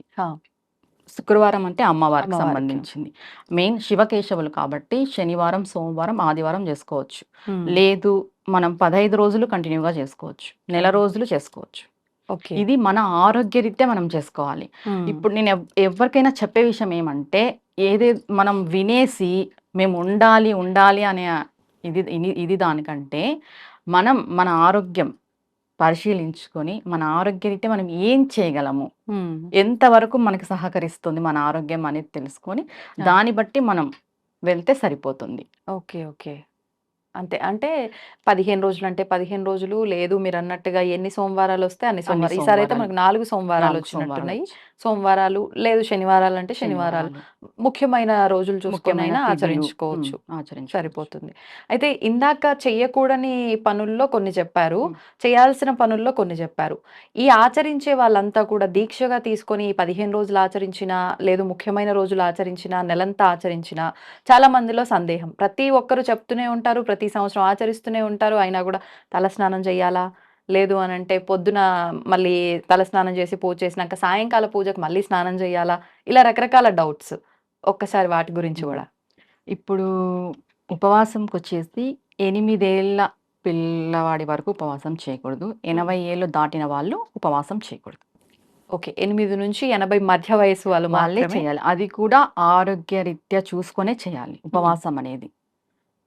కార్తీక మాసంలో ఉపవాసం ఉంటే 1,000,000 రెట్లు ఫలితం అని చెప్పేసి ఆరోగ్యం రిస్క్ లో పెట్టుకొని చేసే అవసరం లేదు. భగవంతుడు ఎప్పుడు ఆరోగ్యం రిస్క్ పెట్టుకొని చేయమని చెప్పలేదు. నిజంగా 1,000,000 రెట్ల పుణ్యమా ఉపవాసం? మెయిన్గా మనకి ఏం చెప్తారు అంటే ఈ కార్తీక మాసంలో మనం చేసే ఏ పని అయినా కూడా మనకి 1,000,000 రెట్లు వస్తుంది. మనం మంచి చేస్తే మంచి 1,000,000 రెట్లు వస్తుంది, చెడు చేస్తే చెడు 1,000,000 రెట్లు వస్తుంది. ఎక్కువ ఫలితం ఉంటుంది ఈ మాసానికి. ఓకే. అలా అది ఇంకా చేయకూడని పనులు అంటే చెప్పేసాం ఆల్రెడీ. అవును. అంటే ఈ తలస్నానాలు స్నానాలు ఆచరించే ఖచ్చితంగా ఇలానే చేయాలని లేదండి. ఎక్కడ శాస్త్రంలో ఇలానే చేయాలి. ఇప్పుడు నదీ స్నానాలు అది కూడా దీక్షనే. మేము నెలంతా నదీ స్నానాలు చేస్తాము అని దీక్ష తీసుకొని సంకల్పం చేసుకునే వాళ్ళు నెలంతా చేసుకుంటారు. అది కూడా ఆరోగ్య రీత్యనే. మీ ఆరోగ్యం బాగలేకపోతే మెయిన్ ఆడవాళ్ళకి ఎక్కడ కూడా ప్రతిరోజు తలస్నానం చేయాలని చెప్పలేదు. మనం పసుపు పట్టించుకొని స్నానం చేస్తే అక్కడికి దోషం పోతుంది. మెయిన్గా అది. ఇంకా చేసేవాళ్ళు నదీ స్నానాలు చేస్తారు కాబట్టి చాలా మంచిది. ఈ నెలలో ఒక్కరోజైనా నదీ స్నానం చేయాలి. ఆడవాళ్ళు కూడా ఒక్కరోజు చేసినా చాలు. ఓకే. డైలీ చేసే అవకాశం ఉంటే చేసుకోవచ్చు. అది కూడా ఆరోగ్య రీత్యనే తలస్నానం కానీ, ఉపవాసం కానీ, ఏకభుక్తం కానీ, భూషయనం కానీ ఆరోగ్య రీత్యనే చేస్తే చాలా మంచిది. కొంతమంది బ్రహ్మచర్యం కూడా పాటిస్తారు ఈ నెలలో, అది ఇంకా మంచిది. అలా ఎక్కువగా ఆధ్యాత్మిక భావనలో ఉంటారు కాబట్టి బెటర్. ఇప్పుడు ఈ కార్తీక మాస దీక్షలు, ఉపవాసాలు, ఆరాధనలు అన్ని ఎక్కువగా చూస్తే గనుక ఆడవాళ్ళే ఆచరిస్తారు. నిజంగా ఇవన్నీ ఆడవాళ్ళే ఆచరించాలని రూల్ ఏమైనా ఉందా? మగవాళ్ళు కూడా ఆచరించవచ్చా? పూర్వం అందరూ మగవాళ్ళే ఆచరించేవాళ్ళు. నదీ స్నానాలు, నదులకెళ్ళి స్నానం చేసేది మగవాళ్ళే. ఇప్పుడు కాలం మారే కొద్దీ ఆడవాళ్ళు కూడా ఆచరిస్తున్నారు. దీపం పెట్టుకోవడం అనే సాంప్రదాయం ఇద్దరికీ వర్తిస్తుంది. మగవారు పెట్టొచ్చు, ఆడవాళ్ళు పెట్టొచ్చు. మామూలుగా ఇంటి యజమానే దీపం పెట్టాలని కూడా మనం వింటుంటాము. అవును. అవైలబిలిటీ లేనప్పుడు మనకి ఆడవాళ్ళు పెట్టుకుంటుంటాం. ఇద్దరు చేసుకుంటే చాలా మంచిది. చాలా మంది భార్యాభర్తలు ఈ కార్తీక మాస దీక్ష ఇద్దరు స్వీకరిస్తారు. అది ఇంకా మంచి ఫలితాన్ని ఇస్తుంది. ఆహా. ఇద్దరు ఒకరు చేసిన దానికన్నా ఇద్దరు దంపతులు దంపతులు ఇద్దరు ఇంట్లో ఇట్లా ఏకభుక్తం గాని, భూశయనము, బ్రహ్మచర్యం పాటించడము చాలా చాలా ఫలితాన్ని ఇస్తుంది. ఇప్పుడు ప్రతిరోజు కూడా కార్తీక పురాణం వింటూ ఉంటాం. వినటం వల్ల వచ్చే ఫలితం ఏంటండి? ఈ కార్తీక మాసంలో మనం మంచి చూసినా మంచి ఫలితం వస్తుంది. మంచి విన్నా మంచి ఫలితం వస్తుంది. మంచి చేసినా మంచి ఫలితమే వస్తుంది. విన్నా, చదివినా, చూసినా ఏదైనా దైవపరంగా మనం చేసింది చాలా రెట్లు ఫలితాన్ని ఇస్తుంది. ఓకే. అది మన ఎలా చెప్తారంటే, మనం 10% చేస్తే 1000% అంటాం కదా, అలా 100% కూడా కాదు, 1000% ఉంటుంది. చాలా మంది ఎన్నెన్నో సమస్యలతో ఇబ్బందులు పడుతూనే ఉంటారు. ఎక్కువగా ఆర్థికపరమైన సమస్యలు, ఈ ఫైనాన్షియల్ మ్యాటర్స్‌లో అంటే సరిపోను సంపాదన ఉన్నప్పటికీ దాన్ని బ్యాలెన్స్ చేయలేక ఇబ్బంది పడేవాళ్ళు ఉంటారు. లేదు అనంటే నిజంగానే వాళ్ళకు సరిపోయేంత ధనం రాక ఇబ్బంది పడేవాళ్ళు ఉంటారు. ఏ రకంగా చూసినా కూడా ప్రతి ఒక్క ఇంట్లో కూడా ఖచ్చితంగా ఆర్థికపరమైన ఇబ్బందులైతే ఉంటూనే ఉంటాయి. మరి వాటి నుంచి ఇంక మేము బయట పడతామా లేదా? ఇంకింతేనా మా జీవితము అని ఆలోచిస్తూ ఎంతో డీప్‌గా ఎళ్ళిపోతూ ఉంటారు చాలామంది. అటువంటి వారికి ఏదైనా ఉపశమనం కలిగించే విధానం ఉంటే వివరించండి. సరే అమ్మా. ఆర్థిక సంక్షోభం అనేది పెనుభూతం లాంటిది. అవును. ప్రతి ఒక్కరి జీవితంలో మనకి ఏదో ఒక లోటుపాటు అనేది ఖచ్చితంగా ఉంటుంది. మనం ఎంత సంపాదించినా కూడా దానికి సరిపోతుంది. అంటే ఉన్నారు బాగుండేటోళ్ళు. సాదాసీదా ప్రజల కోసం మనం ఇప్పుడు ఒకటి మాట్లాడుకుందాం. ముందుగా మనం ఆర్థికంగా బయటపడాలి అనంటే మనకి ఒక ప్లానింగ్ అనేది ఉండాలి. మెయిన్ మనం ఏం చేస్తున్నాం, మనకి రాబడి ఎంత ఉంది, పోతున్నది ఎంత పోతుంది, ఆ ప్లానింగ్ అనేది ఖచ్చితంగా ఉండాలి ప్రతి ఒక్కరు. చాలా పొదుపులో ఉన్న వాళ్ళు కూడా కొంతమంది సఫర్ అవుతుంటారు. అన్ని ప్లానింగ్స్ వేసుకొని ముందుకెళ్తున్నా కూడా ఆర్థికంగా చాలా ఇబ్బంది పడుతుంటారు. అలాంటి వాళ్ళు ఏం ఫీల్ అవుతారంటే, అంటే మేము ఎన్ని పూజలు చేస్తున్నా, మేము ఎంత కష్టపడుతున్నా, ఎందుకు మాకు ఇలానే ఉంది, ఈ ఆలోచన వచ్చేస్తుంది ప్రతి ఒక్కరికి. భగవంతుడి మీద ఒక్కొక్కసారి కోపం కూడా వస్తుంది. అవును. ఈ ఆర్థిక పరమైన సమస్యలు అనేటివి మనుషుల్ని కుదిపేస్తాయి. మామూలుగా ఉండదు. అది అది టార్చర్ అంటాం కదా, దానికంటే ఎక్కువ ఆర్థిక సమస్య అనేది. ఇప్పుడు మనకి ఆర్థికంగా అంటే చాలా స్తోత్రాలు ఉన్నాయి. కనకదార స్తోత్రం, అమ్మవారి యొక్క అష్టకము, అష్టోత్తరాలు, ఇలా చాలా ఉన్నాయి. ఓకే. కానీ నేను ఒక పూజ ప్రాసెస్ చెప్తాను. ఖచ్చితంగా ఇది అందరూ ఆచరిస్తే వాళ్ళ జీవితాలలో మెరుగైన రిజల్ట్ చూస్తారు. ఖచ్చితంగా. ఏంటంటే అది మెయిన్‌గా మనము ఎంత పూజాపరంగా ఉన్నా, ఎంత సాధన చేసినా కర్మ అనేది ఒకటి ఉంటుంది. ఎప్పుడైతే కర్మ అనేది మనకి ఉంటుందో మనం ఆర్థికంగా ఎదగలేం. ప్రారబ్ధ కర్మ అనేది అడ్డుపడుతుంది. ఓకే. దీనికి ఎగ్జాంపుల్ తీసుకోవాలంటే విద్యారణ్య స్వామి వారు అని ఉన్నారు కదా, అమ్మవారి ఉపాసకులు. ఆయన చెయ్యని పూజ లేదు, ఆయన చెయ్యని తంత్రం లేదు, ఆయన చెయ్యని విధానమే లేదు ఉపాసనా పరంగా. అమ్మవారు ప్రత్యక్షమైనప్పుడు ఆయన అడిగాడు, నాకెందుకు ఇంత ఆర్థిక సంక్షోభంలో నేనున్నాను, నేను ఏం పొరపాటు చేశాను, నేను ఏం తప్పు చేశాను సాధన విధంగా అంటే, ఆ అమ్మవారు ఆయనకు చెప్తుంది, నీకు ప్రారబ్ధ కర్మ అనేది ఉంది. ఆ కర్మ తొలగిపోతేనే ఆ ధనం అనేది, ఐశ్వర్యం అనేది మనకు వస్తుంది. అంటే అన్ని సాధనలు అన్ని చేసినా ఆయన కర్మ తొలగిపోలేదు. ఇప్పుడు లక్ష్మీ అమ్మవారు మనకి ధనాన్ని ఇయ్యాలి అని అంటే పైన అమ్మవారి యొక్క ఆజ్ఞ రావాలి. లలితా పరాభట్టారిక యొక్క ఆజ్ఞ అనేది రావాలి. ఆజ్ఞ వస్తే అమ్మవారు ఇచ్చేస్తుంది. ఓకే. ఆ ఆజ్ఞ రావాలి అంటే మన కర్మ తొలగిపోవాలి. కర్మకారకుడు ఎవరు? శనీశ్వర భగవానుడు. ఓకే. శని భగవానుడు. ఎప్పుడైతే మనం కర్మను తొలగించుకుంటామో ఆటోమేటిక్ గా మనకి లక్ష్మి, ఐశ్వర్యం, ధనం అనేది వచ్చేస్తుంది. కానీ ఐశ్వర్య ప్రదాత శివుడు అని అంటూ ఉంటారు కదా. అవును, అంటే కర్మ అడ్డుపడుతుంది కదా. ఓకే. ఐశ్వర్య ప్రదాత శివుడు అమ్మవారే. మనకి కర్మ బ్యాడ్ కర్మ ఉండేటప్పుడు మనం ఏం పొందలేం. ఓకే. మంచి రిజల్ట్ అనేది అంటే ఉండదు. కొన్నిసార్లు దగ్గర దాకా వచ్చింది, పోయింది ఇట్లాంటివి అంటూ అంటే ఉంటారు. పుట్టుకతో ప్రతి ఒక్కరికి భగవంతుడు ఒక ఖజానా అనేది పెట్టింటాడు. ఆ! మనకి ఇది మన లైఫ్ లాంగ్ ఈ ఖజానా అనేది రాసి పెట్టింటాడు. హ్మ్. ఆ ఖజానాని మనం చేరుకోవడానికి ఈ సాధన అనేది మనకు ఉపయోగపడుతుంది. ఓకే. కొంతమందికి పూర్వజన్మ సుకృతం మంచి కర్మ వల్ల ఆటోమేటిక్‌గా వచ్చేస్తుంది ధనం హ్మ్. అనేది జీవితంలోకి. కొంతమందికి పూర్వజన్మ కర్మఫలం వల్ల వాళ్ళకి రాసి ఉన్నా కూడా అందదు. ఆ! ఓకే. మరి అంటే ఎలా ఇప్పుడు ఈ కర్మని మనము తొలగించుకొని ముందుకెళ్ళాలి అంటే ఏం చేస్తే ఏం తొలగిపోతుంది? చేస్తే తొలగిపోతుంది అంటే శనివారం రోజు హ్మ్. జమ్మి చెట్టు, జమ్మి చెట్టు జమ్మి వృక్షం. జమ్మి వృక్షం ఉంది కదా! శని కారకుడు. ఆ! శనికి జమ్మి వృక్షం మనం తీసుకుంటాం. ఓకే. ఓకే. జమ్మి వృక్షం ముందు మనం కూర్చొని హ్మ్. ముగ్గు 8 దీపాలు పెట్టుకునేలాగా ముగ్గు వేసుకోవాలి. ఆహా! ఓకే. చతురస్రం ముగ్గులోనే దీపాలు పెట్టాలి. అష్టచతురస్రం వేసుకొని చెట్టుని హ్మ్. జమ్మి వృక్షాన్ని మనం మధ్యలో పెట్టుకొని పసుపు, కుంకుమ, పంచోపచార పూలు, గంధము హ్మ్. అన్ని అలంకరణ చేసుకొని జమ్మి వృక్షానికి లలిత సహస్రనామం పారాయణం చేయాలి. అక్కడే కూర్చొని. అక్కడే కూర్చొని ఎలా చేయాలి అంటే మనం స్టార్ట్ చేస్తాం కదా! హ్మ్. శుద్ధ జలం తీసుకోవాలి. గంగా జలం తీసేసుకొని ఒక స్పూన్ ఉద్దరిని హ్మ్. పంచపాత్ర అన్ని పెట్టుకుంటాం మనం. హ్మ్. పెట్టుకున్న తర్వాత లలితా పారాయణం ఒక్కొక్క శ్లోకానికి మనం చేతిలో వాటర్ వేసుకొని ఓకే. చెట్టు మొదల్లో వదలాలి. లేదు డైరెక్ట్‌గా స్పూన్‌తో అయినా వదలొచ్చు. హుహు.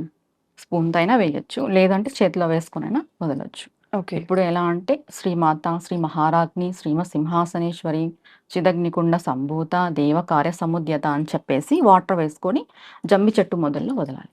ఇలా అంతా అయిపోయిన తర్వాత టెంకాయ కొట్టేసేసి మహామంగళారతి ఇచ్చేసి, హ్మ్.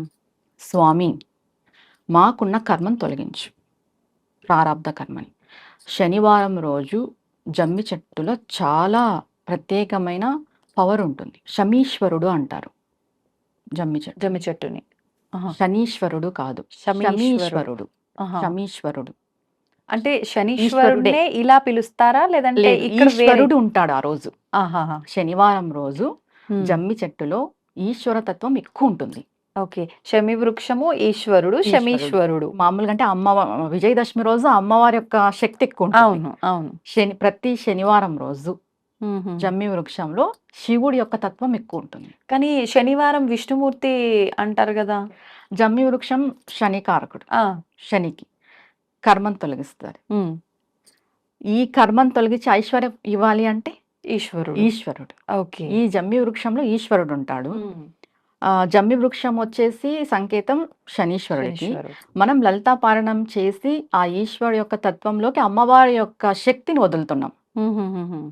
ఓకే. గంగతో, జలంతో. ఓకే. ఇక్కడ ఏమైపోతుంది లలితా సహస్రనామక పారాయణం శక్తి హ్మ్. ఆ చెట్టులో ఉన్న ఈశ్వరుని యొక్క తత్వము మనకు శని నుండి వచ్చే కర్మను తొలగిస్తుంది. ఓకే. ఇది ప్రతి శనివారం ఆచరించుకోవాలి. ఒకవేళ అంటే జమ్మిది చిన్న కొమ్మేమైనా తెచ్చుకొని మనం తెచ్చుకొని ఇంట్లో పెట్టి అట్లా చేసుకోవచ్చా? పెట్టుకోవచ్చు. ఇంట్లో పెట్టుకోవచ్చు. ఇంట్లో హ్మ్. పెట్టుకోకూడదు అదంతా ఏం లేదు. దేవతా ఓకే. వృక్షాలు ఏవైనా సరే ఇంట్లో పెట్టుకోవచ్చు. హుహు. ఎందుకంటే ప్రతి ఒక్కరికి ఇంట్లో ఏలినాటి శని అని, అవును. అర్ధాష్టమ శని అని ఇలా నడుస్తూనే ఉంటుంది. హ్మ్. ఏదో ఒక శని అవును. శని నడుస్తుంటుంది. పీరియడ్ శని నడుస్తుంది. వక్రంగా ఉన్నాడు, ఉచ్చ స్థితిలో ఉన్నాడు, నీచ స్థితిలో ఉన్నాడు ఇలా చెప్తూనే ఉంటారు. అవును. ప్రతి ఒక్కరు చేసుకోవచ్చు ఇది. హ్మ్. మనం ఏం చేస్తున్నాము అంటే శనివారం రోజు జమ్మి చెట్టులో ఉన్న శివుడి యొక్క శక్తికి అమ్మవారి యొక్క శక్తిని కలుపుతున్నాము. హుహుహు. అక్కడ శివశక్తి ఐక్యమైపోతుంది. హ్మ్. ఆ శక్తి వల్ల మనకి కర్మ తొలుగుతుంది. ఏ సమయంలో చేయాలన్నారు ఇదంతా కూడా ఆ ఇది రోజున? ప్రదోష టైంలో చేసుకోవచ్చు. సాయంకాల సమయంలో. ఓకే. ప్రదోష టైంలో. హ్మ్. ఇప్పుడు ఆ ప్రమిదలు 8 దీపాలన్నారు. అంటే నెయ్యి శని అంటే నువ్వుల నూనె గదా! నువ్వుల నూనెనా? లేదు, నెయ్యి వేసి పెట్టాలి. నెయ్యి మనం వేసి. లలితా పారాయణం చేస్తున్నాం కాబట్టి హుహుహు. నెయ్యి వేసి పెట్టాలి. ఓకే. నెయ్యి దీపాలు. ప్రమిదలా మనం లేదంటే పిండితో చేసిన లేదు ప్రమిదలే. ప్రమిదలే. ప్రమిదలే. పిండి దీపాలేం కాదు. ప్రమిదలే. నైవేద్యంగా పండు, ఫలం ఏదైనా పెట్టుకోవచ్చు. మన ఇష్టం. మన ఇష్టం అది. ఓకే. మన శక్తి కొలది. ఒకవేళ మాకు చదవడం రాదు, చదివినా మేము తప్పులుగా చదువుతామేమో అనుకున్న వాళ్ళు అక్కడే కూర్చొని విన్నా సరిపోతుందంటారా? లేదు ఖచ్చితంగా చదవాల్సిందేనా? శ్రీమాత్రే నమః అని 1008 టైమ్స్ 1008 సార్లు ఓకే. లలిత సహస్రనామం ప్లే చేసుకుంటూ శ్రీమాత్రే నమః అనే మంత్రాన్ని 1008 సార్లు చేస్తూ వాటర్ వదులుకోవాలి. ఓకే. అంతే ఇప్పుడు ఫలితం మామూలుగా ఉంటుందంటారా? అంటే హ్మ్. లలిత సహస్రనామం చేస్తూనే చెయ్యాలి. హ్మ్. ఇంకా మనకి చదివేకి రాని వాళ్ళు కూడా ఉంటారు కదా! అవును. వాళ్ళ అవును. గురించి కూడా మనం ఆలోచన చేసి హ్మ్. ఇది దానికి రీప్లేస్. ఓకే. ఇంకా అమ్మవారి నామమే గాబట్టి అమ్మవారి చేసిన నామమే అంతటి గాబట్టి ఫలితం అంటే 1008 సార్లు శ్రీమాత్రే నమః అనుకుంటే ఒక్కసారి పారాయణం చేసిన ఫలితం వస్తుంది కాబట్టి హ్మ్. హ్మ్. అలా. ఓకే. ఓకే. ఇంకా అంటే ఇంకా ఏదైనా ఆచరించాల్సిన విధానం ఉందా? ఇంతవరకే సరిపోతుందా? ఇంతవరకే సరిపోతుంది. ప్రదోష కాలంలో 8 ప్రదోషకాలం దీపాలు వెలిగించి వెలిగించి లలితా జమ్మి సహస్రనామ చెట్టుకి పారాయణం. పారాయణం చేసుకోవాలి. ఓకే. పుష్పము, గంధము, పంచోపచార జమ్మి పంచోపచార చెట్టుకి పూజ. చేసుకొని శక్తి కొలది నైవేద్యం పెట్టుకొని హ్మ్. హారతి తీసుకోవడమే. ఆ రోజు అంటే పొద్దున్న నుంచి గూడా మళ్ళీ ఏమన్నా నియమాలు పాటించడం, ఉపవాసంలో ఉండటం అలాంటివి చేయాలంటారా? ఉపవాసం అనేది ఆరోగ్యరీత్యా చెప్తా నేను. ఓకే. ఉండదలుచుకుంటే ఉండొచ్చు. హ్మ్. లేదా లేదు. హ్మ్. బ్రహ్మచర్యం అయితే పాటించాలి. ఆ రోజు పూజ చేసుకున్న రోజు కూడా బ్రహ్మచర్యం పాటిస్తే చాలా మంచిది. ముందు రోజు, ఆ రోజు. హ్మ్. ఓకే. ఈ నియమాలు ఈ సరిపోతాయి. నియమాలు సరిపోతాయి. ఖచ్చితంగా ఆర్థికంగా మనం మెరుగుపడతాం. ఇలా ఎన్ని శనివారాలు చేయాల్సుంటుంది? ఎన్ని శనివారాలని కాదు. మన కర్మ ఎప్పుడు తొలగుతుందో మనకు తెలీదు. హ్మ్. హ్మ్.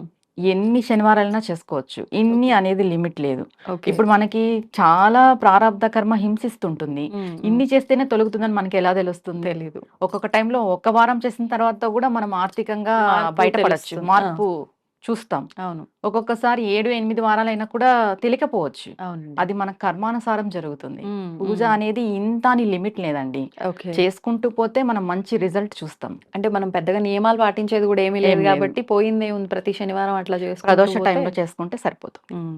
కార్తీక మాసంలో ముఖ్యమైన రోజుల్లో ఒక విశేషమైన రోజు ఉంది అనంటే అది కార్తీక పౌర్ణమి.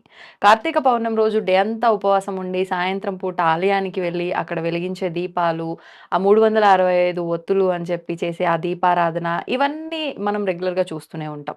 అసలు నిజంగా శివుడి అనుగ్రహం పొందాలి అనంటే, మనం చేస్తున్న ఆ పూజ ఫలించాలి అనంటే, విశేషమైన ఆరాధన గాని, ఏదైనా విధానం ఉంటే తెలియజేయండి? సరే అమ్మా. ముందుగా కార్తీక పౌర్ణమి రోజు తెల్లవారి లేచి హ్మ్. మనం స్నానాధికాలన్నీ పూర్తి చేసుకొని దామోదరుడికి పూజ చేసుకుంటాం. హ్మ్. తులసి కోట దగ్గర పూజ చేసుకుంటాం. దామోదరుని పూజ ఉదయాన్నే కంప్లీట్ అయిపోతుంది. ఆ! ప్రదోష సమయం వస్తుంది. వచ్చిన తర్వాత ముందుగా కార్తీక పౌర్ణమికి ఎందుకు అంత విశిష్టత ఉంది అనే విషయానికొస్తే హ్మ్. అన్ అందరూ ఏం చెప్తారు? ఒక్కొక్క పౌర్ణమికి ఒక్కొక్క విశిష్టత ఉంది మామూలుగా. హ్మ్. దీనికే ఎందుకు అంత విశిష్టత అంటే 16 కళలు నిండుగా ఉంటాయి కార్తీక పౌర్ణమి రోజు. మామూలుగా చంద్రుడు. అంటే 15 రోజులకే మనకి అవును. పౌర్ణమి వస్తుంది. 15 కళలు అంటాం. కానీ కార్తీక పౌర్ణమి రోజు 16 కళలు నిండుగా ఉంటాయి. హ్మ్. ఆ రోజు ప్రతి వ్యక్తిలోనూ ఆ కళలు అనేది మనం చూడగలం. మనకు తెలీదు కానీ హ్మ్. ఆ పౌర్ణమి తిథి రోజు సాయంకాలము 16 కళలు ప్రతి మానవుడిలో కూడా ఉత్పత్తి అవుతాయన్నమాట.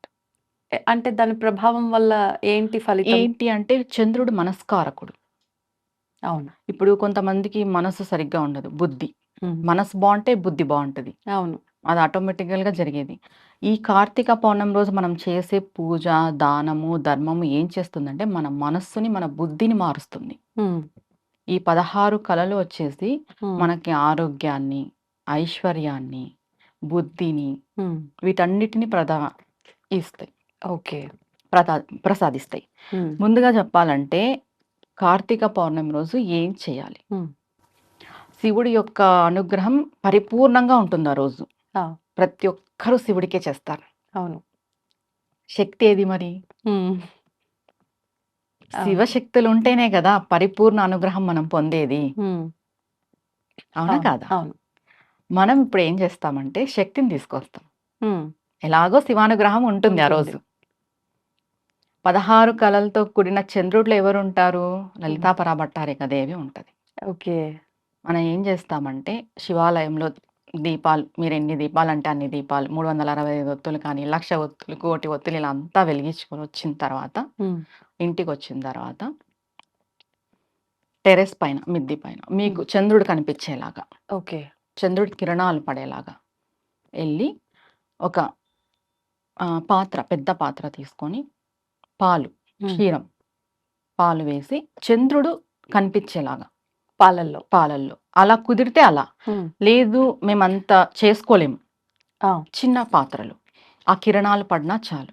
ఓకే. ఓకే. చంద్రుని యొక్క కిరణాలు పడినా చాలు. హ్మ్. పైన అది పెట్టేసి రావాలి. అలా వదిలేయాలి. అలా ఎవరో ఒకరు ఉండాలి. అంటే పిల్లులు అలా వచ్చినా హ్మ్. ఇబ్బందవుతుంది కదా! హ్మ్. దానిపైన ఒకవేళ దుమ్ము అలా పడేది ఉంటే ఏదైనా జ్యువెలరీ టైప్ ఓకే. పెట్టేసేయొచ్చు. చంద్రుడు కనిపించేలాగుండాలి. లేదా కిరణాలన్నా పడేలాగుండాలి. హ్మ్. అయితే పెద్దది లేదా చిన్నది. ఓకే. ఇది పెట్టేసొచ్చి ఇంట్లో పూజా మందిరంలో బిల్వంతో లలిత సహస్రనామం చేయాలి. అమ్మవారికి. బిల్వపత్రితో. బిల్వపత్రి శివుడికి చాలా ఇష్టం. అవును. మనం ఏం చేస్తున్నాం లలిత సహస్రనామాలు బిల్వంతో చేస్తున్నాం. అంతా చేసేసిన తర్వాత 11:45, 12 గంటలకి నైట్. ఆ టైం వరకు మేల్కోగలుగుతాము అంటే పర్వాలేదు.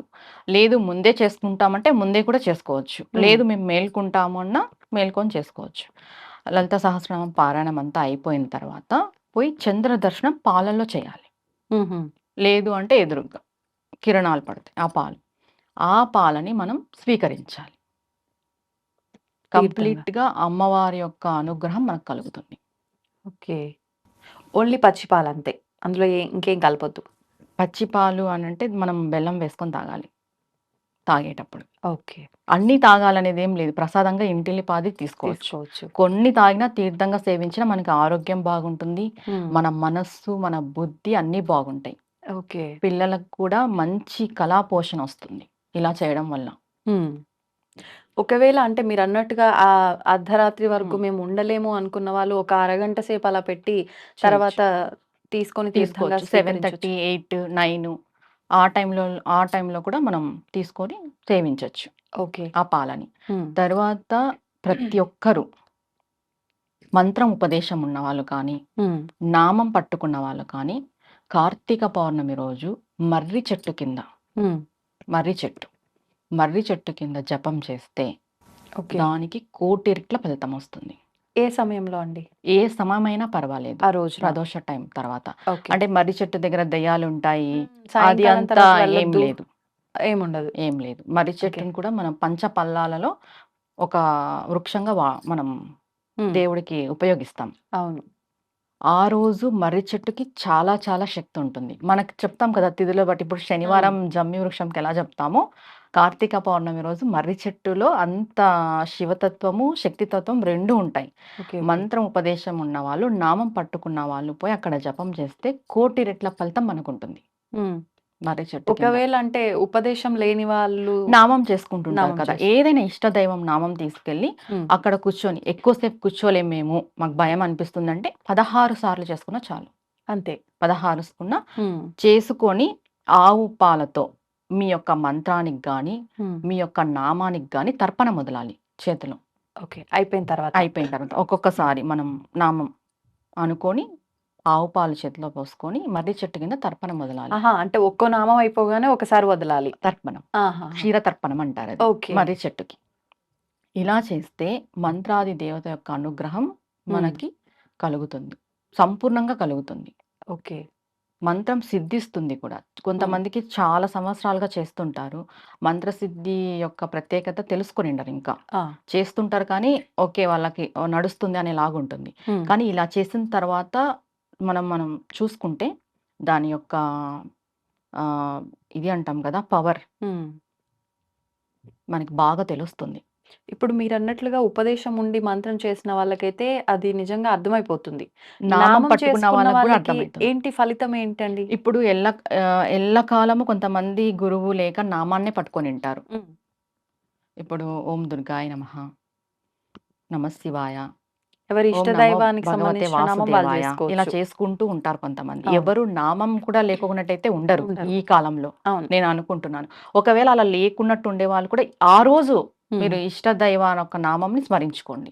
మర్రి ఓకే. చెట్టు మీకి అవైలబిలిటీ ఉంటే హ్మ్. మీ పరిసరాలలో. ఓకే.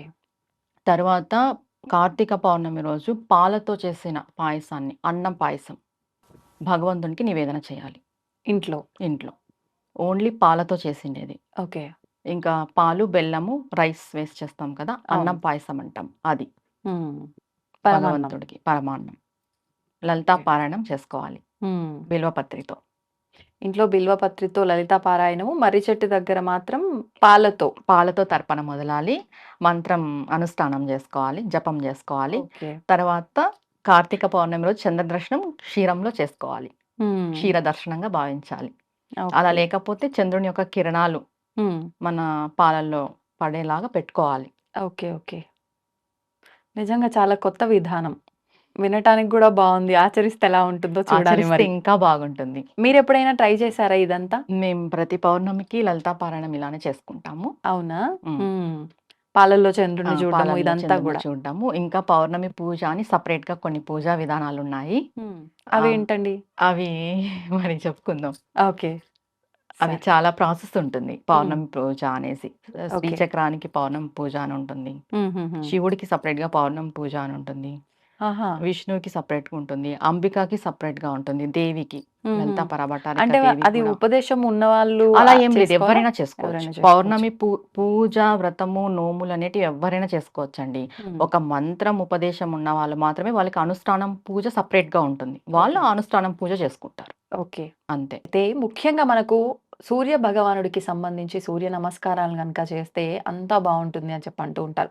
పొద్దున్న లేవంగానే మనం ఏం చేసినా చేయకపోయినా ఖచ్చితంగా సూర్యుడికి అర్ఘ్యం వదలటము, నమస్కారాలు చేయటము చాలా మంచి, అంటే మనం చూస్తే గనుక పెద్దవాళ్ళు గూడా ఇవన్నీ ఏం ఆచరించినా, ఆచరించకపోయినా, దీపారాధన చేసినా, చేయకపోయినా ఖచ్చితంగా స్నానం అయిపోగానే పోయి సూర్యుడికి దండం పెట్టడము ఇదంతా ఎక్కువగా చూస్తుండేవాళ్ళం. అంటే ఇక్కడ ఏదో ఒక విశేషం అనేది దాగి ఉంది అని చెప్పి అనిపిస్తూ ఉంటుంది. ఏంటి నిజంగా ఆ ఫలితం ఏంటి? ఏం విశేషం దాగి ఉంది వాటిల్లో? మనకి సూర్య భగవానుడు అంటేనే కనిపించే దైవం. హ్మ్. అవును. కనిపించే దైవంగా మనం పరిగణిస్తాం అవునండి. సూర్య భగవానుడిని. సూర్య ఆరాధన ప్రతి ఒక్కరూ చేయాలి. హ్మ్. మనకి పంచాయతన పూజలు అని ఉన్నాయి. ఆహా! ఏంటవి? 5 పంచాయతన పూజలు. ఓకే. 1 శివుడిది, 2 విఘ్నేశ్వరుడు, 3 అంబిక హ్మ్. అమ్మవారు, అమ్మవారు. 4 విష్ణువు, 5 సూర్యుడు. ఓకే. ప్రతి ఒక్కరికి ఒక్కొక్క పంచాయతన పూజ పట్టుకుంటారు. హ్మ్. కొంతమంది శివ పంచాయతన పూజ పట్టుకుంటే వాళ్ళ ఇంటి సింహాసనంలో హ్మ్. మధ్యలో శివుణ్ణి పెట్టుకుంటారు. శాక్తేయ పంచాయతనం పట్టుకుంటే హ్మ్. మధ్యలో అమ్మవారిని పెట్టుకుంటారు, చుట్టూ వీళ్ళుంటారు. ఓకే. వైష్ణవులు వైశ్యుని పెట్టుకుంటారు. హ్మ్. గణేష పంచాయతనం వస్తే వినాయకుడు మధ్యలో ఉంటారు. హుహుహు. సూర్య ఆరాధన చేసే వాళ్ళని శౌర్యులు అంటారు. హ్మ్. పూర్వం ఎక్కువ అందరూ రాజులు ఎక్కువ చేసేవాళ్ళు సూర్య ఆరాధన. ఆహా! వాళ్ళు సూర్యుడిని మధ్యలో వాళ్ళ పూజా గదిలో సింహాసనంలో మధ్యలో సూర్య భగవాను పెట్టుకొని ఆరాధించేవాళ్ళు. హుహు. పూర్వం ఉన్నారు శౌర్యులు, వాళ్ళని శౌర్యులు అంటాం. హ్మ్. సూర్య పంచాయతన పూజ అనేసి. ఓకే. ఓకే. ముందుగా సూర్యుడిని ఆరాధిస్తే కలిగే లాభం ఏమిటి అంటే ఆరోగ్యం. సూర్య ఆరాధన చేసే ప్రతి ఒక్కరు చాలా సన్నగా ఉంటారు. అవునా? హ్మ్. మీరు అన్నట్టు సూర్య నమస్కారాలు చేస్తారు కదా, వాళ్ళు యాహ్! వాళ్ళు సన్నగే ఉంటారు. సూర్య ఆరాధన చేసే వాళ్ళు కూడా సన్నగే ఉంటారు. ఓకే. సన్నగా ఉన్నంత మాత్రాన వాళ్ళు వీక్‌గా ఉన్నారని కాదు అర్థం అక్కడ. హ్మ్. వాళ్ళు చాలా ఆరోగ్యంగా ఉంటారు. చాలా బలంగా, బలిష్టంగా ఉంటారు ఓకే. సూర్య ఓకే. ఆరాధన చేసేవాళ్ళు. అదే విధంగా చాలా తేజవంతంగా ఉంటారు. హ్మ్. వాళ్ళ మొఖంలో కల తేజస్సు అంటాం కదా, అవును. తేజస్సు, వర్చస్సు, వాళ్ళ మేధస్సు కూడా చాలా బావుంటుంది సూర్య హుహు. ఆరాధన చేసేవాళ్ళు. ఒక రకంగా అన్ని రకాలుగా బెటర్‌గానే ఉంటారు. చాలా బాగుంటారు అందరికంటే. ఆ! ఎందుకంటే కనిపించే దైవం మనకి అవును. సూర్యుడు. ఇంకొక విషయం ఏమంటే సూర్యుడిని మార్తాండ భైరవుడు అంటారు. హుహు. మార్తాండ భైరవుడు అనంటే, మార్తాండ అనంటే హ్మ్. సూర్యుడి వెనక చాలా బ్రహ్మాండాలుంటాయి. ఓహో! బ్రహ్మాండ మండలాలుంటాయన్నమాట. హ్మ్. ఆ బ్రహ్మాండ మండలాలన్నిటికీ అధిపతి అమ్మవారు. ఓకే. మనకి సూర్యుడు ఏం చేస్తారు అంటే, మనం ఇప్పుడు అమ్మవారిని ఆరాధిస్తున్నాము. హ్మ్. ఏ ఆరాధన చేసినా కూడా సూర్య భగవానుని ఆరాధన ప్రథమంగా చేయాలి మనం. హుహుహు. మనం శివుడిని ఆరాధన చేస్తున్నాము. అవును. సూర్యుడు మనకి మధ్యలో ఉంటారనమాట. ఇన్ఫర్మేషన్ ట్రాన్స్‌ఫర్మేషన్‌గా. ఆహా! ఇప్పుడు మనం శివుడికి ఆరాధన చేస్తున్నాం. సూర్యుడు మధ్యలో ఉంటారు. మనం సూర్యునికి ఎప్పుడైతే నమస్కారం చేస్తామో అది శివుడికి చెందుతుంది. ఓకే. మనం అమ్మవారికి ఆరాధన చేస్తున్నాము. సూర్య నమస్కారం చేసినప్పుడు అది అమ్మవారికి చెందుతుంది. హుహు. అలా. మనం నైవేద్యం పెడితే భగవంతుడు తింటాడో తినడో మనకు తెలీదు. కానీ సూర్యభగవానుడు మాత్రం స్వీకరిస్తాడు. అవునా? హ్మ్. ఉందా? అంటే దానికేమైనా ఆధారం? అవును. హ్మ్. అంటే కిరణాల ద్వారా స్వీకరిస్తాడు. మనం రథసప్తమి చేస్తాం గదా! అవును. అవును. రథసప్తమి రోజు మనం ఆకులో నైవేద్యం పెడతాం. హ్మ్. పరమాన్నం చేసి. సూర్యకిరణాలకి. మీరు గమనించండి ఖచ్చితంగా అది కొంచెం తగ్గింటుంది. హుహుహు. ఆయన సూర్యకిరణాల ద్వారా స్వీకరిస్తారు. ఓకే. ఏ దేవుడు స్వీకరిస్తారో, స్వీకరించరో గాని కనిపించే దైవం సూర్యభగవానుడు ఖచ్చితంగా స్వీకరిస్తాడు. ఓహ్! ఓకే. సూర్య ఆరాధన అనేది చాలా ముఖ్యమైనది, విశేషమైనది మనకి. హ్మ్. ప్రతి ఒక్కరు గూడా ఉదయాన్నే లేచి 5:45 నుండి 6:45 సమయంలో ఒక రాగి పాత్ర, పసుపు, కుంకుమ, అక్షింతలు కొంచెం, ఎర్రటి పువ్వులు వేసుకొని సూర్య భగవానుడికి అర్ఘ్యం ఇవ్వాలి. హ్మ్. ఆడవాళ్ళు చేయొచ్చు, మగవాళ్ళు చేయొచ్చు. ఓకే. ఎవరైనా చేయొచ్చు.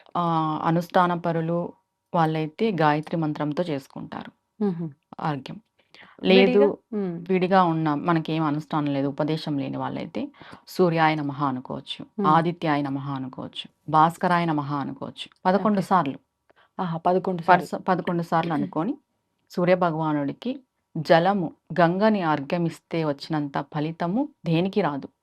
అంటే ఇంక ప్రత్యేకించి విశేషమైన ఆరాధన ఏమీ లేదు. ఏమీ లేదు. ఓకే. ఉదయం లేచి స్నానాదికాలన్నీ పూర్తి చేసుకొని గంగని అర్ఘ్యం ఇవ్వడమే హ్మ్. సూర్య ఉపాసనలో మొదటిది. కానీ ఇప్పుడు ఇండిపెండెంట్ హౌసెస్ అట్లా ఉంటే మనకు సూర్యుడు కనిపించేవారు. మనం అలా వదిలితే ఆ చెట్టుకో, ఎక్కడికో వదిలేవాళ్ళం. ఇప్పుడు చూసుకుంటే సిటీల్లో ఇదంతా పాసిబులే అవ్వదు. అసలు సూర్యుడు కనిపిస్తాడో లేదో కూడా ఒక క్లారిటీ ఉండదు. పర్వాలేదంటారా? అంటే అలా తలుచుకుంటూ వదలొచ్చంటారా? ముందుగా మనం తెలుసుకోవాల్సిన విషయం ఏమంటే ఇప్పుడు ఇప్పుడు మనకి వర్షాకాలం జరుగుతుంది. హ్మ్. మనం ఏమంటాం? సూర్యుడు రాలేదు అంటాం. రాలేదంటాం. ఉదయం అయ్యింది అంటే ఖచ్చితంగా సూర్యభగవానుడు వచ్చినట్టే. హ్మ్. కానీ మనకి మనకు కనిపించని, కనిపించట్లే. కనిపించకపోని. ఓకే. ఆయన ఎక్కడున్నా కూడా మన గృహంలో ఉన్న గోడలలో ఆయన కిరణాలుంటాయి. హ్మ్. ఆయన మనకి కనిపించాల్సిన అవసరమే లేదు. ఓకే. ఆయన కిరణాలు విశ్వమంతా వ్యాపించి ఉంటాయి. హ్మ్. ఒక్కసారి ఆయన ఉదయించిన తర్వాత. ఓకే. ఆయన్ని మనసులో స్మరించుకొని మనం అర్ఘ్యం ఇచ్చినా ఆయనకు చెందుతుంది. ఆయనకు కనిపించాలి అనేదైతే లేదు. హ్మ్. ఓకే. ఇప్పుడు అంటాం మేఘాలున్నాయి, మేఘాలు అవును. కమ్మేసినాయి, సూర్యుడు రాలేదు. సూర్యుడు రాలేదు కాదు, సూర్యుడు వచ్చింటాడు. హ్మ్. మనకి ఉదయం అయింది అంటేనే సూర్యభగవానుడు ఉన్నట్టే. ఓకే. మనకు కనిపించని, కనిపించకపోని. ఆ!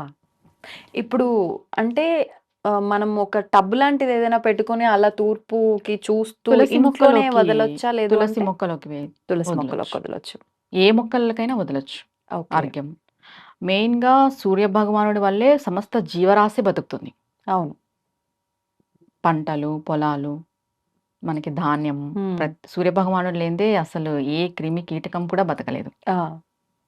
అవును. అవునా కాదా? అవును. నిజం. ఆయనతోనే మొత్తం సమస్త విశ్వం నడుస్తుంది. హ్మ్.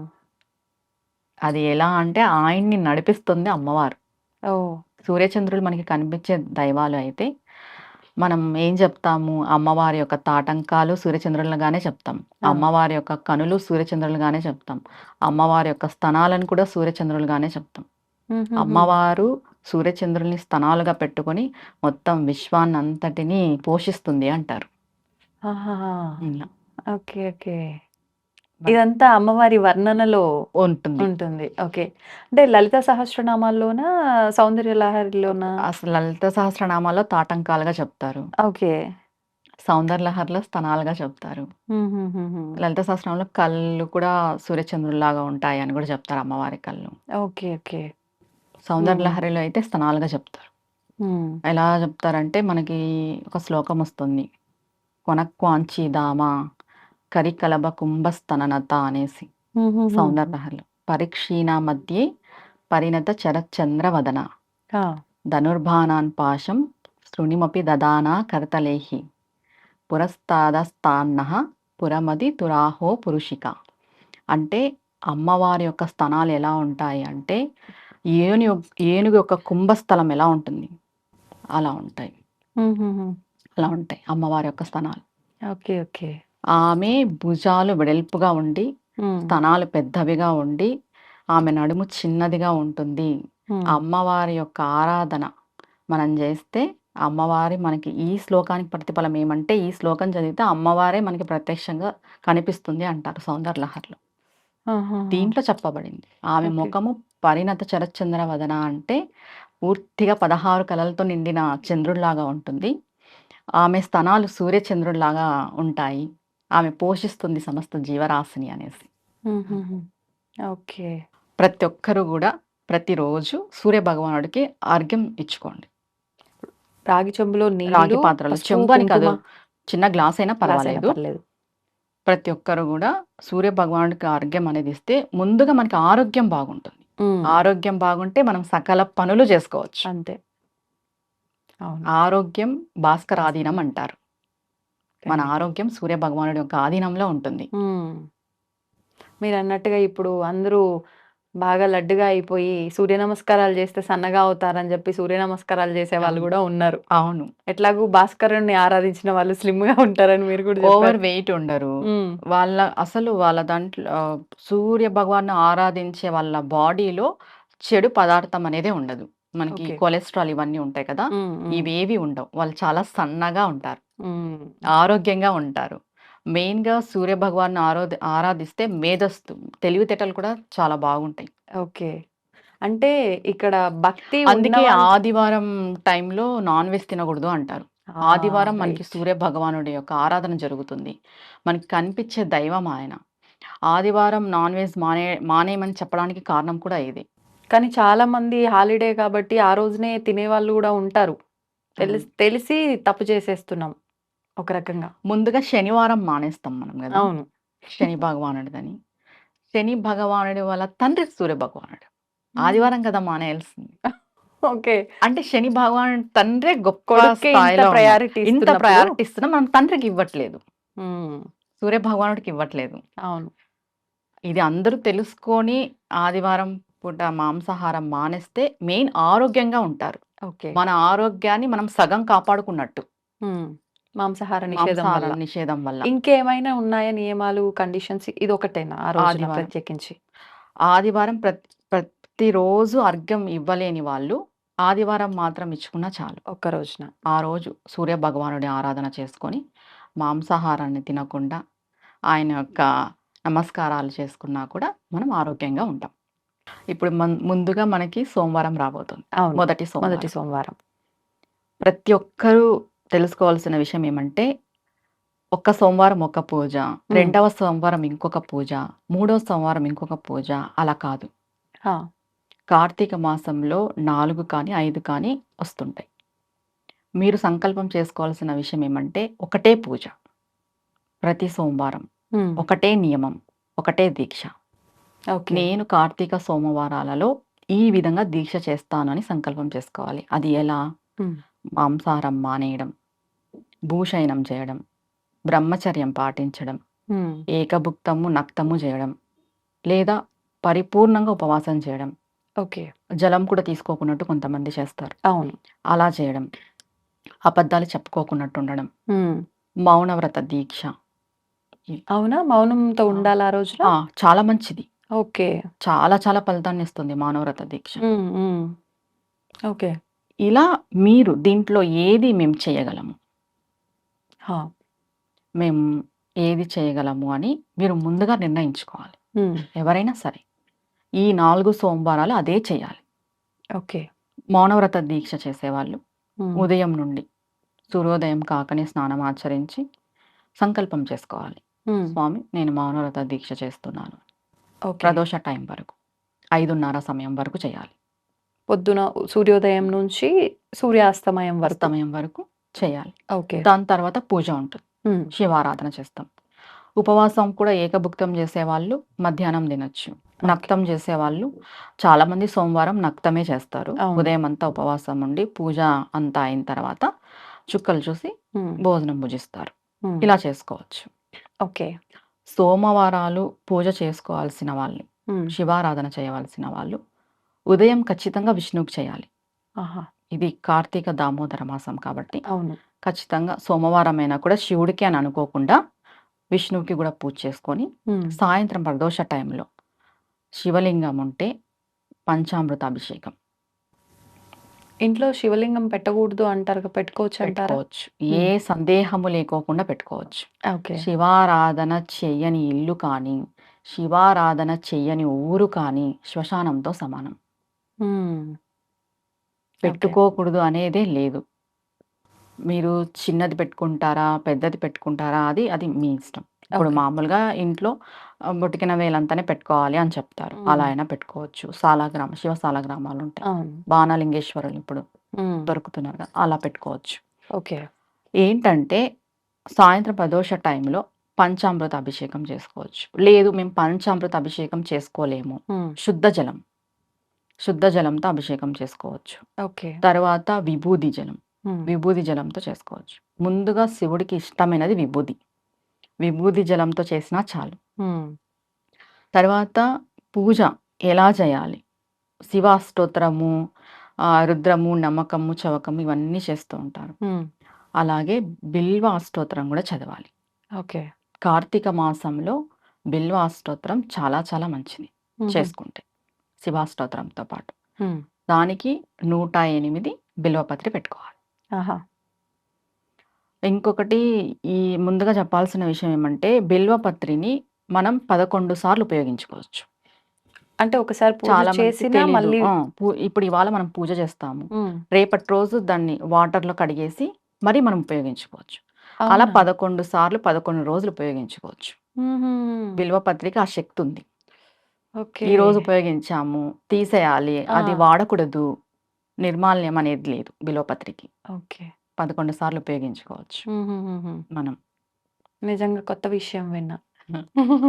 ఉపయోగించుకొని బిల్వ అష్టోత్తరం చదువుకోవాలి. చాలామంది కొంతమంది కోరికల మేరకు చేస్తుంటారు అవును. శివారాధన. వాళ్ళ సంకల్పం చెప్పుకొని పాలతో చేసే వాళ్ళు పాలతో అభిషేకం చేసుకోవచ్చు. పాలతో చేస్తే ఒక ఫలితం ఉంటుంది, పెరుగుతో చేస్తే ఒక ఫలితం ఉంటుంది, విడివిడిగా ఇంకా విడివిడిగా. పంచామృతాలు ఇలా కలుపుకుండా. ఫలితాలు పక్కన పెట్టేసి మనం శివుడి యొక్క సాయుధ్యం పొందాలి అంటే, శివానుగ్రహం పూర్తిగా మనకి లభించాలి అంటే మనస్ఫూర్తిగా మీరు శుద్ధ జలం సమర్పించిన ఆయన స్వీకరిస్తాడు. ఈ కార్తీక మాసంలో ఇంకా ప్రత్యేకించి శివానుగ్రహం ఉంటుంది కాబట్టి అవును. శుద్ధ జలంతో చేసినా కూడా ఆయన స్వీకరిస్తాడు, మనల్ని అనుగ్రహిస్తాడు. ఓకే. ఇప్పుడు అంటే చాలా మందికి మనం ఎంత చెప్పినా ఏ ద్రవ్యంతో చేస్తే ఏం ఫలితం వస్తుందనే అది క్లారిటీ తెలిస్తే వాళ్ళకున్న సమస్యను బట్టి కొంచెం ఇంకా అలా చేసుకోగలుగుతారేమో ఈ కదా. కలియుగంలో ఎక్కువ ఆర్థికంగానే మనం చూస్తున్నాం కాబట్టి, ఆర్థిక సంక్షోభం చూస్తున్నాం కాబట్టి శివుడికి చెరుకు రసంతో చేస్తే ఆర్థికంగా బాగుంటుంది. ఓకే. ఇంకా విభూదితో చేయటం వల్ల? విభూతితో చేయడం వల్ల శివ సాయుధ్యం పొందగలం మనం. ఇప్పుడు విభూది కూడా జలంలో కలిపి చేస్తారు, విడిగా కూడా చేస్తారు. విడిగా కూడా చేస్తారు. 2 రకాలుగా చేసినా అదే 2 ఫలితం రకాలుగా ఉంటుందా? చేయొచ్చు. ముందుగా మనం శివుడికి అభిషేకం స్టార్ట్ చేసే ముందు విభూది శివలింగం పైన ఉంచే స్టార్ట్ చేయాలి. ఇది విభూది అభిషేకం ఫస్ట్ శుద్ధ జలమే మనం శివుడి పైన అవును. పోస్తాం.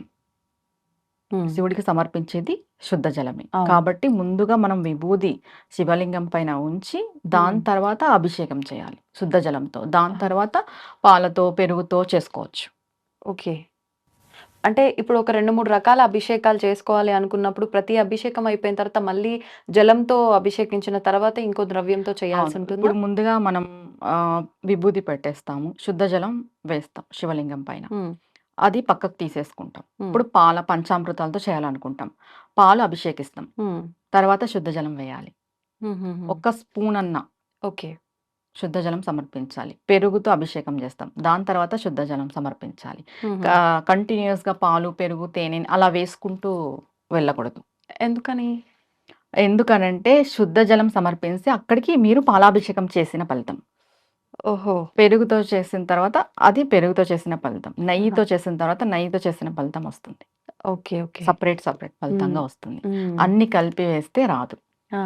దానికి మధ్యలో శుద్ధ జలాన్ని సమర్పించాలి అంటారు. ఓకే. ఇవేవి మేము చేసుకోలేము, మాతో అవ్వదు అనుకుంటే నార్మల్ గంగా జలం సమర్పించినా కూడా ఆయన స్వీకరిస్తారు. కొంచెం విభూది పెట్టేసి ఒక బిల్వపత్రి పెట్టేసి గంగ వేసినా కూడా ఆయన స్వీకరిస్తారు. ఓకే. ముందుగా భక్తి అనేది ఇక్కడ ప్రధానం.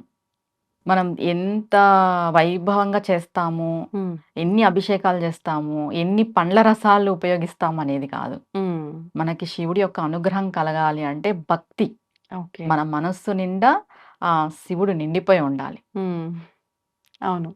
అప్పుడు ఖచ్చితంగా శివానుగ్రహం కలుగుతుంది. ఉమ్, మనం ఎన్ని చేసినా కూడా మన మనస్సులో భక్తి లేనప్పుడు ప్రయోజనం వృధానే. లేదు. అవును. ఇప్పుడు ఈ బిల్వ పత్రాలతో ఆరాధిస్తున్నప్పుడు కూడా చాలా మందిని చూస్తుంటాం. కొంతమంది ఇలా పెడుతూ ఉంటారు. కొంతమంది తిరిగేసి పెడుతూ ఉంటారు పత్రాన్ని. హ్మ్. అంటే అసలు చేయాల్సిన విధానం ఏంటి? కొన్నిసార్లు రివర్స్‌లో పెట్టినప్పుడు అరే! వీళ్ళేంటి ఇట్లా రివర్స్‌లో పెట్టారు తప్పు గదా! అనే ఆలోచన వస్తుంది.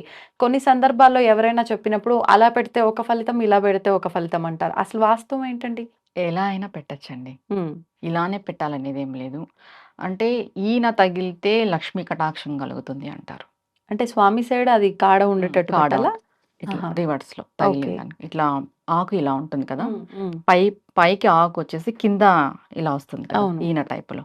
అది తగిలితే లక్ష్మీ కటాక్షం అంటారు. ఆహా! ఇలా బోర్లా వేస్తాం కదా ఆకుని, హ్మ్. శివుడి యొక్క అనుగ్రహము అంటారు. హుహుహు. ఎలా అయినా పెట్టొచ్చు. ఇలా పెట్టాలి, అలా పెట్టాలనేది ఏం లేదు. ఓకే. భక్తితో పెట్టాలి. హ్మ్. ఆయనకి ఎలా పెట్టినా కూడా ఆయన స్వీకరిస్తారు. ఇప్పుడు చాలామంది పువ్వులు, బిల్వపత్రాలు అన్నీ కూడా వెండివి పెట్టుకొని వెండి వాటితో పూజ చేస్తున్నారు. నిజంగా అంటే ఇట్లాంటి వాటితో చేస్తే ఒక రకంగా వెండి, బంగారం పూజల్లో ఉపయోగించినప్పటికీ అవి ఆర్టిఫిషియల్. ఫలితం ఉంటుందంటారా? ఉండదు. ఉండదు. ఎందుకు ఖచ్చితంగా ఖచ్చితంగా చెప్పేస్తున్నారు. ఉండదు. అది ఆర్టిఫిషియల్. హ్మ్. లోహంతో చేసుకున్నాం మనం. అవును. మనకి ప్రకృతి ఇచ్చింది ఉంది కదా! అవును. స్వయంగా ప్రకృతే ఇచ్చింది. ఉన్నాయి. తులసి, బిల్వపత్రి, హ్మ్. జమ్మి, ఉసిరి అవును. ఇవి మనకు ఉన్నప్పుడు వాటితో ఏం పని? అంటే చాలామంది ఇప్పుడు మాకు దొరకవు అవి దొరకవు అంటారు. అని. హ్మ్. దొరకనప్పుడు ఇది వెండిది నువ్వు పెట్టినంత మాత్రాన నీకు ఆ ఫలితం వస్తుందనేదైతే లేదు. హ్మ్. ఒరిజినాలిటీనే. ఓకే. ఇప్పుడు ప్రకృతిలో వచ్చే బిల్వపత్రి చెట్టు నుండి మనం తెంపి తీసుకొచ్చి శివుడికి అవును. సమర్పించే దాంట్లో ఒక ఔషధం ఉంటుంది. ఓకే. ఔషధ గుణాలుంటాయి. ఆ! ప్రతి ఒక్క చెట్టుకి మన సాంప్రదాయంలో చెప్పిన ప్రతి ఒక్క వృక్షానికి ఒక్కొక్క ఔషధం ఉంటుంది. హ్మ్. మనకి వెండి, బంగారులో ఔషధం లభించదు కదండీ! అవును. అవును. ఇది నిజం. ఔషధ గుణాలు గూడా వాళ్ళు దృష్టిలో పెట్టుకొని చెప్పడం జరిగింది. హ్మ్. ఓకే. అంటే వాటి వల్ల మన ఒక రకంగా హెల్త్ బెనిఫిట్స్ కూడా ఉంటాయి. హ్మ్. సేమ్ టైమ్ పూజకి అవి ఒరిజినల్‌వి పెడితే ఫలితము అని అన్ని రకాలుగా ఆహ్, ఇమిడీకృతమై ఉంటుంది. పూజలో భాగంగా మన హ్మ్. పెద్దవాళ్ళన్నీ గూడా ఒక రకంగా ఆ ప్రాసెస్‌ని అలా హ్మ్. కొనసాగిస్తూ తీసుకొచ్చారు. అవును. ఇన్ని ఒక దగ్గర ఉండాలి అని చెప్పి నిజం హ్మ్. చెప్పాలంటే. ప్రతి పండుగకి, ప్రతి పుష్పానికి, ప్రతి ఆకుకి ఒక అర్థం ఉంటుంది. ఉంది. అది సైంటిఫిక్‌గా గావచ్చు, పూజకు సంబంధించి శాస్త్రంగా గావచ్చు. మనకి అందరికీ తెలిసిన విషయమే. శ్రీకృష్ణ తులాభారం. అవును. మనకి సత్యభామ మొత్తం అన్నీ తీసుకొచ్చేసి హ్మ్. పెట్టేస్తుంది. ఆయన్ని తుంచాలా అని చెప్పేసి. తూల్చడానికి. హ్మ్. బంగారు ఆభరణాలంతా తెచ్చి పెడుతుంది. హ్మ్. కానీ కృష్ణ పరమాత్మ తూగడు. హ్మ్. రుక్మిణి తులసిని సమర్పిస్తుంది భక్తితో. అవును. మనం భక్తితో ఫలం పెట్టినా, పుష్పం పెట్టినా, ఏం పెట్టినా భగవంతుడు స్వీకరిస్తాడు. హ్మ్. ఆడంబరాలతో మనం వెండి పూలు, వెండి ఆకులు ఏం పెట్టినా భగవంతుడు స్వీకరించాడు. హ్మ్. ఏదైనా లోహంతో చేసింది ఇప్పుడు మనకి ఉంది, మనం పెట్టుకోగలుగుతున్నాం. లేని వాళ్ళు అవును. ప్రకృతి ఇచ్చిందే కదా అవును. ఉపయోగించుకోవాల్సింది. ఉన్నవాళ్ళు ఆడంబరాలకి పోయి చేసుకుంటున్నాం. హ్మ్. లేని వాళ్ళు హ్మ్. భగవంతుడు ఎప్పుడు సదా లేని వాళ్ళ గురించి ఆలోచిస్తాడు. ఆ! ఉన్న వాళ్ళ గురించి కాదు ఆలోచించేది భగవంతుడు. హ్మ్. లేని వాళ్ళు, పేదరికంలో ఉన్నవాళ్ళు, వెనుకబడిన వాళ్ళు నన్ను ఎలా చేరుకోవాలి, నన్ను ఎలా ఆరాధించాలి అనే ప్రకృతి పరంగా పరదేవత నిండి ఉంది. హ్మ్. ప్రకృతి అంతా. మనకు నిజంగా ఈ ఒక్క ఉదాహరణ జాలు. మనం ప్రకృతితో భగవంతుని ఆరాధించాలి ఆరాధించాలి కాబట్టి అని చెప్పడానికి ఆ ఇదొక్క ఉదాహరణ. శ్రీకృష్ణ తులాభారం యొక్క ఉదాహరణ చాలు. అవును. మనం భక్తితో భక్తితో. సమర్పించాలి. ఏది సమర్పించినా హ్మ్. భక్తి, ప్రేమతో మనం భగవంతునికి సమర్పిస్తే ఖచ్చితంగా ఆయన అనుగ్రహం మనం పొందగలం. వాస్తవం అండి. నిజంగా మంచి ఉదాహరణ. హ్మ్. ప్రతి ఒక్కరికి మంచిగా అంటే ఎళ్ళిపోతుంది బుర్రలోకి. అవును. నిజమే గదా! ఇది ఆడంబరాలు ఉన్నంత సేపు అదక్కడ ఏమాత్రం త్రాసు జరగలేదు. అవును. ఆ ఒక్క తులసి దళం పెట్టగానే నార్మల్ అయిపోతుంది నార్మల్ గదా! అయిపోతుంది. ఆయన అదొక్కటి తూగుతాడు. అర్థమైపోతుంది. నిజంగా అవును. భక్తి ఎంత ప్రధానం భక్తి ఎంత అనటానికి. ప్రధానం అనేది. అవును. అవునా గదా! నిజం. నిజం. నేను ముందుగా చెప్పేది ఒకటే అండి. భక్తి ప్రధానం. హ్మ్. ప్రయత్నం ముఖ్యం. అవును. మనం ప్రయత్నం జేయాలి. హ్మ్. ఫలితం భగవంతునికి వదిలేయాలి. అంతే. మనం ఏది చేసినా పూజా కార్యక్రమం భక్తి ప్రేమతో చేయాలి. అవును. ఈ 2 చేస్తే ఖచ్చితంగా భగవంతుడు మనకి సహాయం చేస్తాడు అనేది మనం కళ్ళకు కట్టినట్టుగా చూస్తాం మన జీవితంలో. కనిపిస్తుంది గూడా మనకి. అవును. కళ్ళకు కట్టినట్టుగా. ఇది కూడా చెప్తూ ఉంటారు కదా, అంటే మనం అడిగితే అంతే ఇస్తాడేమో, అడగకపోతే ఎంత ఇస్తాడో మనమే ఊహించలేము అని అవును. చెప్పి మనం అలా. ఎంతవరకు అడిగితే అంతే ఇస్తాడు దేవుడు. మనం అడగకపోతే అనంతం ఇస్తాడు. నిజంగానే. అంతే గదండీ! అవును. ఇప్పుడు ఇది కావాలి అని అంటాం మనం. ఏదైనా ఒక అవును. లిమిట్‌గా అడుగుతాం. అడుగుతాం. కానీ భగవంతుడిచ్చేది లిమిట్‌లెస్ అనంతం ఆయన. అంతే. ఈ అనంత విశ్వాన్ని, బ్రహ్మాండాన్ని పాలించే ఆయన ఏమి ఇవ్వలేడు చెప్పు? అవును. మనం అడగకపోతే. ఆయనకు తెలీదా? అవును. మనం చూడంది భగవంతుడు చూసింటాడండి. మన మ్మ్. జీవితంలో ఏం జరుగుతుంది? అవును. ఏం జరగబోతుందనే విషయం భగవంతుడు చూసింటాడు. చూస్తాం. ఆయనకు తెలీదా ఏమివ్వాలి, ఏమివ్వకూడదు అని? తెలుసు. దానికి వదిలేసి మనం అది కావాలి, ఇది కావాలి అని అడుగుతూనే ఉంటాం భగవంతుడిని. అడిగినంతనే ఇస్తున్నాడు. నవ్వుకుంటాడేమో భగవంతుడు నిజంగా మనం ఈ పిచ్చి ఖచ్చితంగా. పిచ్చి అన్ని అడుగుతా ఉంటే. ఖచ్చితంగా నవ్వుకుంటాడు. దాంట్లో డౌటే లేదు. ఆ. మనం సందేహపడాల్సిన అవసరమే లేదు. అదే. ష్యూర్‌గా శివుడు, పార్వతి కైలాసంలో కూర్చొని నవ్వుకుంటుంటారు. అంటే చాలా ఎక్కువ రావాల్సి ఉంటుంది కదా! ఎవరికైనా అదే. కొంతమందికి. అప్పుడు ఖచ్చితంగా భగవంతుడు అనుకుంటాడు. నీకు చాలా ఎక్కువ రావాల్సి ఉందిరా. నువ్వు దీంట్లోనే తృప్తి పడిపోతున్నావు. ఇదే కావాలనుకుంటున్నావు. ఏం చేయలేం దీనికి అనేసి. అంతే గదా! అవును. అవును. అంటే ఇంకొకటి కూడా అడగాలనిపించింది నాకు. అంటే మనకి ఎంత ప్రాప్తం ఉంటే అంతే అంటారు. మరి మనకి ఎంత ప్రాప్తం ఉందో అంతే వస్తుందేమో, మనం అడిగినా, అడగకపోయినా. అడగకపోయినంత మాత్రాన ప్రాప్తంలో లేనిది ఏమైనా ఎక్కువగా వస్తుందా? అంటే ఏం చెప్పొచ్చు? హ్మ్. సరే. ఎంత ప్రాప్తమో అంత. హ్మ్. ఇది వాస్తవం. ఎంత ప్రాప్తమో అంత అన్నప్పుడు మనం ఏమి చేయకపోయినా ఆ ప్రాప్తంలో ఉండేది మనకొస్తుంది. అవును. మనం ఎందుకు భక్తి భావనలో వెళ్ళాలి? హ్మ్. మనకి లేని దాన్ని కూడా మనం తెచ్చుకోవడానికి. హ్మ్. మన రాత బాగలేదు. మనకు సరిగ్గా లేదు. మనం అమ్మవారినో, శివయ్యనో పట్టుకున్నాం. మన రాతలో ఏదో చెడు జరిగేదుంది. హ్మ్. భగవంతుడు ఏం చేస్తాడంటే ఆ చెడుని తీసేస్తాడు. కంప్లీట్‌గా కాదు. హ్మ్. మీకు 1000% జరిగేది హ్మ్. 100%కి. 100% జరిగేది 10, 20%కి చేస్తాడు. ఓకే. ఇబ్బంది ప్రాప్తం. ఉంటుంది. ఇప్పుడు మన ఎక్కువ ఇబ్బంది రాతలో అనిపించకుండా. ప్రాప్తం పాము కుట్టాల్సుంటుంది. హ్మ్. ఎగ్జాంపుల్. అదే ఈ రోజుటికి ప్రాప్తం. హ్మ్. మనకు పాము కరవాలి. భగవంతుడి యొక్క భక్తిలో మనం ఉంటే, భగవంతుని యొక్క పాదాలు మనం పట్టుకుంటే, తేలో, చీమో, జర్రో కరిచేలా చేస్తాడు. హుహు. ఇప్పుడు చాలామంది వితండవాదం చేసేవాళ్ళు మనకు రాసుండేదే జరిగినప్పుడు మనం ఎందుకు చేయాలి? అవును. అవును. అవెందుకు చేయాలి అంటారు కదా! హ్మ్. మనం చేయాల్సిన దాన్ని ఎందుకు చేస్తున్నాము అంటే, మన కర్మను తగ్గించుకోవడానికి చేస్తున్నాం. హ్మ్. పెద్ద పెద్ద గండాలుండొచ్చు మన జీవితంలో. వాటిని భగవంతుడు తగ్గిచ్చేస్తాడు. ఓకే. మన భక్తి అనేది తగ్గిచ్చేస్తుంది. హ్మ్. అంటే వాటి జరిగేయి అలా జరుగుతాయి. కాపోతే ఎక్కువ కష్టాలు ఎక్కువ పడుతూ ఇది వెళ్ళాల్సింది కొంచెం లేకోకున్నట్టు. సులువుగా అంటే వెళ్ళడం మనకు కోసం. అర్థమైపోతుంది. ఇది ఇంకోలా జరిగింటే ఏమవ్వు మన హ్మ్. జీవితము అని. అవును. అది అనిపిస్తుంది. భగవంతుడు మనకి అనిపించేలాగా చేస్తాడు. హ్మ్. అప్పుడు అనిపిస్తది. ఆ! దేవుడున్నాడు. మేము దీని నుండి బయట పడిపోయినాం. అవును. ఆ నిజం. ఇంకోలా జరక్కోకున్నట్టు కాపాడేవాడే భగవంతుడు. హ్మ్. మనం ఈ పూజలు, వ్రతాలు, నోములన్నీ వాటి కోసమే చేస్తాము. తర్వాత మోక్షం. అవును. ప్రతి ఒక్కరు గూడా అండి సామాన్య ప్రజలతో పాటు దేశం ఉన్నవాళ్ళు, సాధకులు, హ్మ్. అనుష్ఠాన పరులు ప్రతి ఒక్కరూ 5 భిక్షలడగాలి భగవంతుడిని. ఏమేమండి? మొదటిది విద్యా భిక్ష. హ్మ్. మనం ఏ దాంట్లో ఉంటామో దాంట్లో మనం నేర్చుకునేదుంటుంది. జ్ఞానం ఏ ఒక రకంగా పనిలో దానికి ఉంటామో సంబంధించి. మనం జ్ఞానం. టీచర్ అయితే టీచరు, లాయర్ అయితే లాయరు, పోలీస్ దానికి తగ్గట్టు మనం నేర్చుకోవాలి. రూల్స్ అవును. అండ్ రెగ్యులేషన్స్ ఉంటాయి. అవునవును. మనం తెలుసుకోవాలి. హ్మ్. జ్ఞానం. మనం పై ప్రమోషన్స్ పొందాలన్నా, పైకి ఎదగాలన్నా జ్ఞానం అనేది చాలా ఉండాలి. ఇంపార్టెంట్. విద్యా భిక్ష. హ్మ్. 2 వచ్చేసి ధనభిక్ష. హ్మ్. ధనం. చేసిన పనికి ప్రతిఫలమా? హ్మ్. ధనభిక్ష. ఓకే. ఎందుకంటావా ఈ కలియుగంలో ఖచ్చితంగా ధనం పైనే నడుస్తుంది. ధనం మూలం ఇదం జగత్ అని అన్నారు. అవును. అది. హ్మ్. హ్మ్. ఆరోగ్య భిక్ష. ఆ! ఆరోగ్యం లేనిదే ఎన్నున్నా గూడా. ఎన్ని ఉన్నా ఎంత కోట్లు సంపాదించినా అవును. ఆరోగ్యం లేనిదే ఏమి చేసుకోలేం. హ్మ్. 4 కామ్య భిక్ష. హ్మ్. మన కామ్యము. మనం అనుకున్న పనులు సకాలంలో నెరవేరాలి. హా! టైం దాటి నెరవేరినా కూడా ఏం ప్రయోజనం ఉండదు. అవును. కొన్ని పనులు. నిజమే అండి. కొన్ని పనులు ఇప్పుడు ఒక పెళ్లి పెట్టుకున్నాము ఆ మ్మ్. డేట్కి, ఆ డేట్కి పెళ్లి జరిగిపోతేనే మంచిది. అవును. ఇంకో డేట్కి పోస్ట్ పోన్ అయ్యి అది క్యాన్సిల్ అయ్యి ఇంకోలాగా జరిగితే అది కామ్యం నెరవేరినట్టు కాదు. అవును. సకాలంలో మన కామ్యం నెరవేరాలి అంటే అమ్మవారి అయ్యవారి యొక్క అనుగ్రహం ఉండాలి, కామ్య భిక్ష అడగాలి. ఓకే. 5వది మోక్ష భిక్ష. ఇవన్నీ దాటుకొని వస్తే ఖచ్చితంగా మోక్షం లభిస్తుంది.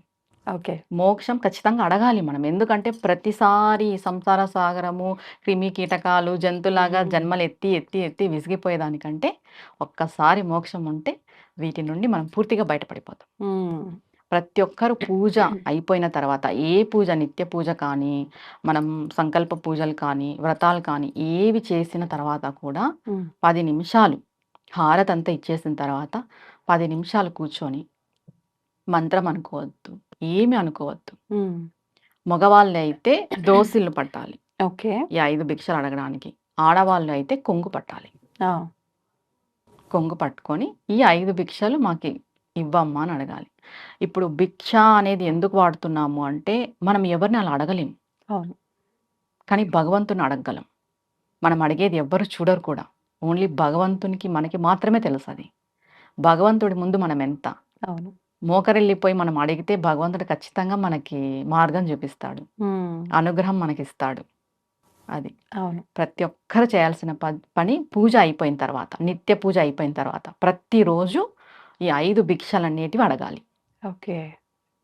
మగవాళ్ళైతే దోసిలు పట్టుకొని అడగాలి, ఆడవాళ్ళైతే కొంగు పట్టుకొని అడగాలి మోకాళ్ళ పైన కూర్చొని. ఓకే. అంటే స్వామి నేను నీ ముందు ఇలా మోకరిల్లిపోయినాను, నీ పాదాలకి నేను దాసోహం అంటున్నాను, నేను ఇప్పుడు శరణాగతి వేడుకుంటున్నాను, నాకు ఈ 5 భిక్షలను ప్రసాదించు, నా జీవితాంతం ఈ 5 భిక్షలు నాకు కావాలి అని మనం భగవంతుని వేడుకుంటున్నట్టు. అవును. ఇది ప్రతి ఒక్కరు గుర్తుపెట్టుకోవాలి నిజంగా. అవును. పూజ అనంతరం ఇంకా అయిపోయిందా, ప్రసాదాలు తినేద్దామా, ఈ హడావిల్లో ఉండకుండా ఈ యొక్క విధానాన్ని గనక ఆచరిస్తే అద్భుతం నిజంగా. భగవంతుడు ఎందుకు కనికరించడండి ఇంత మంచిగా మనం అడుక్కున్న తర్వాత? భగవంతుని అడుక్కున్న తర్వాత అవును. అసలు చెప్పండి, ఒక 10 నిమిషాలు అలా కూర్చోండి పోవాలి పూజా ఓకే. గదిలో భగవంతుని ముందు మాట్లాడాలి. ముందుగా మనం ఈ ఒక్క ఎగ్జాంపుల్ ఏం చెప్తాను అంటే, భగవంతుడికి పెద్ద పెద్ద స్తోత్రాలు చదివేసి పెద్ద పెద్ద పారాయణాలు చేసేసి వీళ్ళు కాదు నచ్చేది. ఏమీ రావు, వాళ్ళ బుద్ధి చాలా మంచిగా ఉంటది, వాళ్ళు ఏమీ చదవలేరు, ఏమీ చేయలేరు. అలాంటి వాళ్ళని చాలా మెచ్చుకుంటాడు దేవుడు. మనం కూడా అంతే కదండి. చిన్న పిల్లల్ని బాగా వచ్చి రాని మాటలు మాట్లాడే పిల్లల్ని బాగా ముద్దు చేస్తాం. అవును. వాళ్ళు ఎంత ముద్దు ముద్దుగా ఉంటారు. పెద్దగా అయిన తర్వాత మాట్లాడితే నోరు మూసుకో, ఎందుకు అవును. మాట్లాడతావు, అతి మాటలు మాట్లాడతావు అంటాం కదా పిల్లల్ని. అంటాం. అలా భగవంతుడు కూడా ఏమీ రాని వాళ్ళ వైపే ఉంటాడు ఎక్కువ. మాకు అన్నీ తెలుసు అని అనుకొని అహంగా ఫీల్ అయ్యే వాళ్ళ దగ్గర ఉండడు. మేము ఇది చదువుతాం, చాలా మంది చెబుతారు మాకు అదొచ్చు ఇదొచ్చు, మేము ఇది చదువుతాం, ఇది పారాయణం చేస్తాం, ఇది ఇన్నిసార్లు పారాయణం చేస్తాం. అలాంటి వాళ్ళకంటే ఏమీ రాని వాళ్ళకే భగవంతుని యొక్క అనుగ్రహం ఎక్కువ ఉంటుంది. అలా 10 నిమిషాలు మనం పూజా మందిరంలో కూర్చొని, నాకు ఏమీ రాదు, ఏమీ తెలీదు, నీవే శరణాగతి, నీ పాదాలనే పట్టుకున్నాను, నా జీవితం ఏం చేస్తావో నీ పాదాల దగ్గర పెట్టాను అనేసి మీరు భగవంతునికి అప్పచెప్పేసేయండి మీ జీవితాన్ని. భగవంతుడు చూసుకుంటాడు. అంతే. అంతే. సంతోషం అండి. నిజంగా మంచి విషయాలు మనం అంటే టాపిక్ అక్కడే ఎండ్ చేద్దాం అనుకున్నాము, అనుకోకుండా అది యాడ్ చేయడము, ఇంత మంచి సబ్జెక్ట్ అంతా అవును. కూడా వచ్చింది. నిజంగా అందరికీ ఉపయోగపడే సబ్జెక్ట్. అవును. థ్యాంక్ యూ అండి. Thank you very much. నమస్తే మా నమస్తే. శ్రీమాత్రే నమః. And for more videos, Please subscribe to iDream. Please subscribe to iDream. Please subscribe iDream. And please subscribe to iDream. For more videos, subscribe to iDream. please like, share, and subscribe to the channel. Congratulations, iDream. Subscribe to iDream. Subscribe to iDream. So subscribe to iDream Media. iDream ki iDream team అందరికి huge congratulations. Please subscribe iDream Media. Please subscribe to iDream. Subscribe iDream. Please subscribe to iDream. iDream అంటే నా కళల channel subscribe చేసుకున్న నోరు తిరుగుతలేదు, మీరైతే గంట గుర్తు కొట్టండి. For more such videos, please subscribe to iDream. Subscribe to iDream. Please subscribe to iDream. Please subscribe iDream Media. Please do subscribe to iDream. Please subscribe to iDream Media. For best entertainment and information, please subscribe iDream. And don't forget to subscribe to iDream.